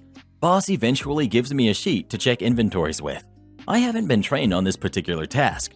I make that clear, but I'm barked at about how simple it is. The sheet doesn't make any sense, so eventually boss comes over and starts trying to storm through it. Oh, wrong sheet? Man, if only we were organized. Eventually get to the end of it, and we're missing hundreds of dollars in inventory. Boss had been helping, so I clearly state that I had approached my task carefully, one by one, and in order, with double checks, and I know I hadn't messed up. Eventually, boss asks if I've seen their phone. I say yes. Where? You organized it, don't you remember? Boss barks at me with the same question. I say they swept it into the drawer with everything else. Boss says they don't remember that, and I say nothing as boss returns to their office. Why didn't I say anything? It was all on camera anyway, and the perfect spot actually. I'm quitting this job shortly, so I didn't feel the need to make it a big deal. Epilogue. A former coworker, a great one, visited and confirmed that things in the drawer were years old. We have a pretty high turnover rate, and it's because employees either don't care or actually do care and are penalized for it, or both. We've lost 2 senior employees in a month, and I'm just sitting here with a secret deadline until I'm out too. Though after today, why not at least look for another job? I can already hear myself. Why did I leave my last job? We didn't share the same values and organization. I felt a lot of man hours were being wasted due to an unorganized environment. I've shot up the totem pole a lot because of turnover and have accepted increased responsibilities. By my calculations, in just over a month, we've wasted somewhere around $3,000 due to lack of organization, and that's only from the responsibilities I've inherited. If things are proportional in each department, that number multiplies easily. This means organizational mishaps cost my job more than I even make. P.S. Would it be unethical to ask for a raise, knowing full darn well no amount they pay me is making me stay more than a few more months? Have you ever felt unappreciated at your job? If so, what did you do about it? Please let us know. Coworker that thinks she owns and runs everything. A bit of backstory. I, 28 male, will be turning 29 later this year. I've been working at my current job since before lockdown and through it as an essential worker. However, I will have to generalize a lot of details so as to not get in trouble. Now, pretty much ever since I started working at my job, food service, There was one particular woman that pretty much defines the meaning of Karen in the workplace. From day one, she would often yell at me or other coworkers. Now she pretty much just leaves me be. I've worked my way up from delivering the food to cooking it. However, back when I first started, there was this one particular cook that I would joke around with a lot. We would honestly make the kitchen sound more like a zoo. Then one day, while I was on lunch, he had gotten to work and pretty much immediately grabbed his stuff and walked because she never had anything ready for him that he needed to do his job, and her excuse every time was, "I'm just so tired." Now, she was put in charge of training his replacement. However, that poor girl didn't make it through the training shift because of how much Karen, not her actual name of course, was yelling at her. Then, after another coworker got a former coworker to join our fold, Karen would constantly yell at him too. Then, one day when I was in charge of one side of the service line, I basically had no one to help me, and Karen flat out insulted one of my coworkers that I've known since high school and think of as a little sister, and she thinks of me as a big brother. Now Karen yells at me 5 times to get someone to help me, and I immediately replied each time that there was no one available to help me. And at one point, she even yelled at one of the managers to yell at me to get someone to help, and that manager immediately replied with, "He's already told you 5 times that there isn't anyone available to help him, so what do you expect me to do about it?" Shortly after that, I ended up breaking down crying, and my boss sent me home to rest and recover. However, I wish that Karen's awfulness ended there, but it doesn't. She constantly yells at everyone about how they're not doing their jobs, when yes they are, or at least they're trying to, and whenever certain people would try to help me with a certain task, per our boss instructions, she would immediately yell at them to do something else instead. She even has other people not doing things correctly, such as rinsing things with her bare hands. She has even been instructed several times to stop doing that as it's a health code violation. Most recently though, she decided that she was going to overrule the decision of the same manager that she had yelled at to yell at me on a day when we were short-handed. Then, because she was upset, she decided to leave work without telling anyone, called the top manager of our department, and lied to him about her. So this weekend was ruined because of this, but after a quick short investigation, he immediately realized that Karen had lied. Yet she still acts rude towards pretty much everyone. Basically, no one likes her in the kitchen, and we are all praying for the day that she leaves. We basically refer to her as the jerk kitchen princess. She's always trying to go behind the boss's back to have it be her way or the highway, even though she's been told repeatedly about new protocol and how to do certain tasks from now on. Am I the jerk for forcing my son to babysit? So I don't know if I'm really the jerk here or not, but by how my son's acting, I might as well be, wanting to see unbiased opinions on this. I'm 34, male, and I'm a single parent to my 2 kids, son who's 18, daughter who's 11. I have a meeting coming up this Saturday that requires me to be out for the whole day in a city about an hour away. My usual babysitter isn't able to make it that day since she has prior commitments. I contacted the list she gave me for people who she can trust, no one available. I contacted my friends, and yep, none were available. And I don't interact with family due to other unrelated reasons, so that's not an option either. My son has never babysat my daughter, and that's okay. So I asked him if he'd be willing to babysit her. I even offered him $100 since I'd be gone for about 6 hours that day. All he had to do was make sure she's safe and feed her lunch, which I was planning on just ordering from my phone to my home. Man, technology is great. So all he had to do was get it from the front door.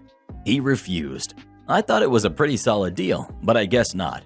But all good. The meeting was canceled anyways and was booked on Zoom instead. Why was it not originally? I'll never know. Today he came knocking on my office door and asked me for some money so he could take his girlfriend out on a date. He doesn't have a job.